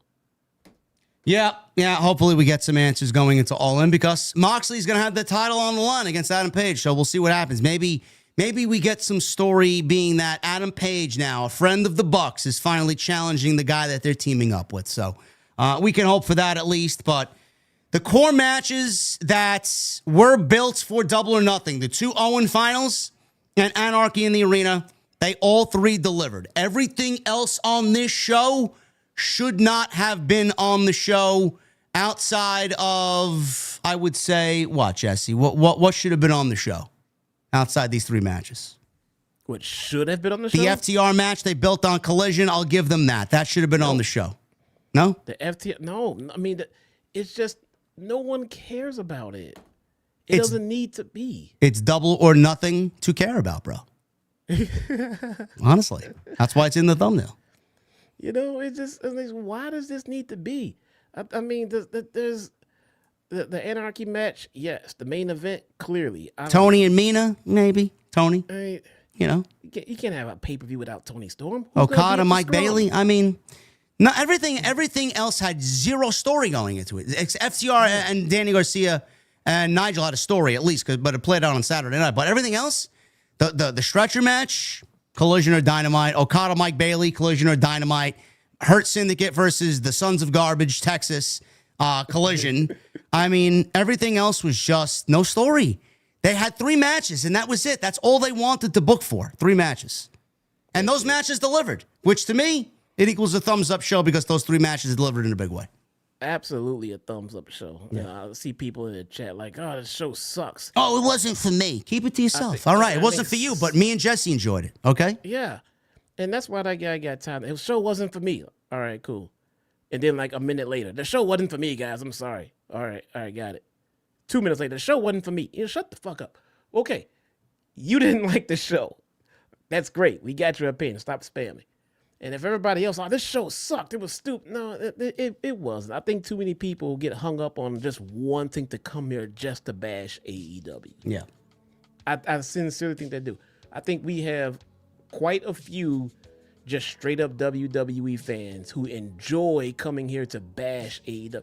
That's not what we're here. We're here to tell the truth about what we saw tonight. Yep. What we saw tonight was a fun fucking pay-per-view that went too long. That's always the case. Outside of the fucking 3 matches, everything else was very subjective to even be included on this show. And the length of this show is fucking ridiculous. If they need to fix anything when it comes to these pay-per-views, it's lessening these shows by at least an hour and a half, 2 hours tops. There's no reason why this show needs to be 5 hours. None. No. Come on. That's a long fucking time. No. Throwing in pre-show and everything else. Like, come on, man. No, I mean, absolutely not. The main show should be 3 hours, 3.5 hours max. Nobody watches the pre-show. Yeah. You're doing your main event a disservice because you've tired the fucking crowd out. And I mean, thank goodness this crowd tonight had the same energy. I mean, the main event started off in the lower gear as it should, but that shit picked up. And I was at the edge of my seat sitting there waiting for a winner, and I marked out for a win. It was fun. I think it was paced well. I mean, again, you won't get a complaint out of me about the talent. Go back and listen to this show. Go back and listen to many of our shows and find us complaining about the quality of wrestling. You just won't find it. All right? The wrestler, the talent, this locker room is great. The creative team is the polar opposite. Yep. All right, they need to work on themselves because you're bringing down what the talent is doing out there for you. Thank you guys for a great stream. We are going to read through your super chats and then try and get some sleep and enjoy Memorial Day tomorrow because I'll be back live streaming for you guys on Monday night. We got Monday Night Raw tomorrow for Memorial Day, and we got the final push into Money in the Bank. Follow us on social media at JDfromNY206, at Chi-Town Smark. Go follow Jesse on YouTube. You guys know, hit the subscribe button over here as well. And go check out all the content on the channel. Plenty of it this week and more to come in the final week of the month of May before we get into the June push of Money in the Bank, man. It's going to be hopefully a lot better than it was for May in WWE. Michael Krause with the $2 super chat. Good Sunday, JD, Jesse, OTS. How's everyone? Yeah, thank you, Michael. Jai Matt with a new membership. Thank you, Jai. Tyler with a 199. He says probably Battleground is the better show. Granted, this was sent to us, Jesse, at 199 super chat, sent to us at 416, and he said probably Battleground is the better show tonight without watching either show. You believe that? Yes. What did I just say a minute ago? We got a bunch of WWE stands in here just coming here to just try to shit on AEW as opposed to wanting to know our opinions of the show, which is what most people are here for, and I appreciate that. But for the people who are just... And which show was better? I think this show was better. I don't care. What the fuck is wrong with me? I don't care. The more you bring the tribalism in here, bro, the more I'm going to ignore it. You're speaking into the fucking void. I don't care. Keep that shit at the fucking door, man. I don't allow that shit in here. Sidro with a 5. I'm facing Miles Bourne for custody of Stephanie Vacquer. I'll be in-ring ready, both wrestling and wedding ring ready. P.S. Sol Ruka versus Kalani is match of the year. Bro, I saw the beginning of the match where they were kind of diving over each other. Bro, is that what you guys call match of the year, bro? Kalani Jordan, to me, is super boring and very, very choreographed in the ring. I don't know what you guys see. I really don't. You guys are really, really jaded and really blinded, man. I don't see nothing there. Nothing about her stands out to me. Wait, yeah, we covered the main event in the beginning of the show. Yeah. Okay. Yeah. Right. Yeah. We covered the main event at the beginning, guys. We're just trying to get through. Yeah, if you guys are just joining us now, and well, why didn't they talk about Ospreay and Hangman? We talked about it for at least 20 minutes in the beginning of the show. Yeah. Citro, thank you, brother. Kenny P with a 199. This 6-man is overkill as fuck. That was sent us at 11:17 p.m. Kenny, we felt the same way, brother. I would not be surprised if Double or Nothing ends towards 1 a.m. Yeah, I was feeling it too, bro. Hey, bro, look, we still get super chats coming in. I'm going to cut out of here, man. I'm falling asleep at this fucking leaving here. All right. I'm fucking trying, man. I appreciate the support, but guys, we're never gonna get out of here at this rate. But I'm white. Thanks for having me. Thanks for coming, chat. Yep. Thanks for bro. There's over 2,300 goddamn people At here, 4 still here. a.m. Eastern. That's crazy. You guys are all fucking OTS sickos. You guys know that? You guys are all OTS sickos, and we love you all. Thank you guys so much. I will see you guys here on Wednesday. I will see you guys tomorrow night for Raw on my channel, man. There you go. Take it All right, easy. brother. I'll talk to you tomorrow. Later, man. Later. Jesse's getting out of here, guys. I'm going to move on in. Actually, let me close him out. And there you go. We'll get out of here. Kenny P, thank you, brother. Michelle with a 2. Anarchy in the arena had crazy spots, but enjoyable shit. I agree. I enjoyed it. Triple M, what's up, brother? Gold. Ultimatum complete. Ghosts of the Deep. And I got my glaive. There you go. I don't know if I'll be on till Tuesday. I'll be grinding on Tuesday, bro. I don't know what I'm doing tomorrow. We'll figure it out. But I got to get my Rocket launcher. Hannah with a $4.99. Great show tonight. Sure, the pay-per-view may be long, but at least they're commercial and sponsor bullshit free. You definitely get your money's worth. Cheers. Yes. We can say that for sure, Hannah. No fucking commercials. Joey Taylor with a $5 super chat. I would have Adam win the title at All In Texas. Ospreay winning the Owen Cup next year. Ospreay defeats Adam for the title at All In London next year. We're going back to London this year. In August. Forbidden Door, O2 Arena.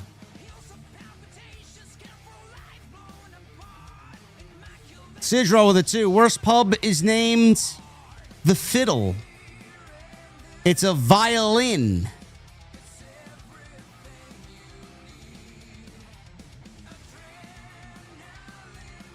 I would not drink in a place called The Fiddle, bro. Boss Top Riches with a $1.99. Don't forget Sheeta. Yeah, Sheeta was buried too. Major with a $1.99. Battleground was better. Most of the people that watched Battleground did not watch Double or Nothing, so you can't say that Battleground was better. I can't say Battleground was better because I didn't watch one fucking match.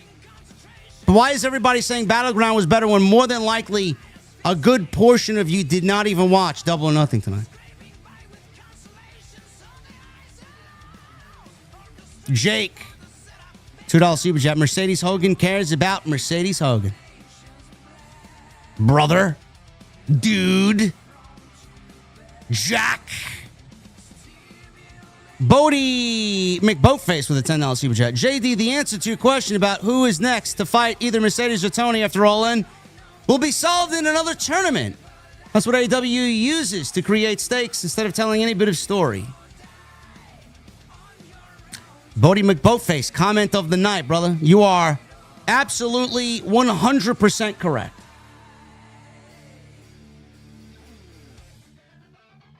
Now, nobody could really watch both. You guys are going to use that as, I watched both, JD. No, you didn't watch both.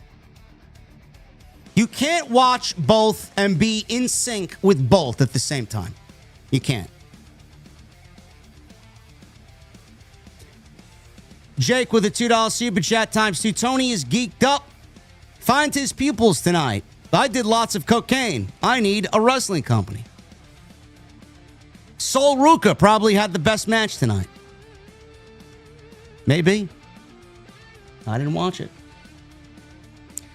Bodie McBoatface with a $5 super chat. Why would MJF believe that Hurt Syndicate is going to help him win the title with all he went through just to get in the group? Send me to Guantanamo.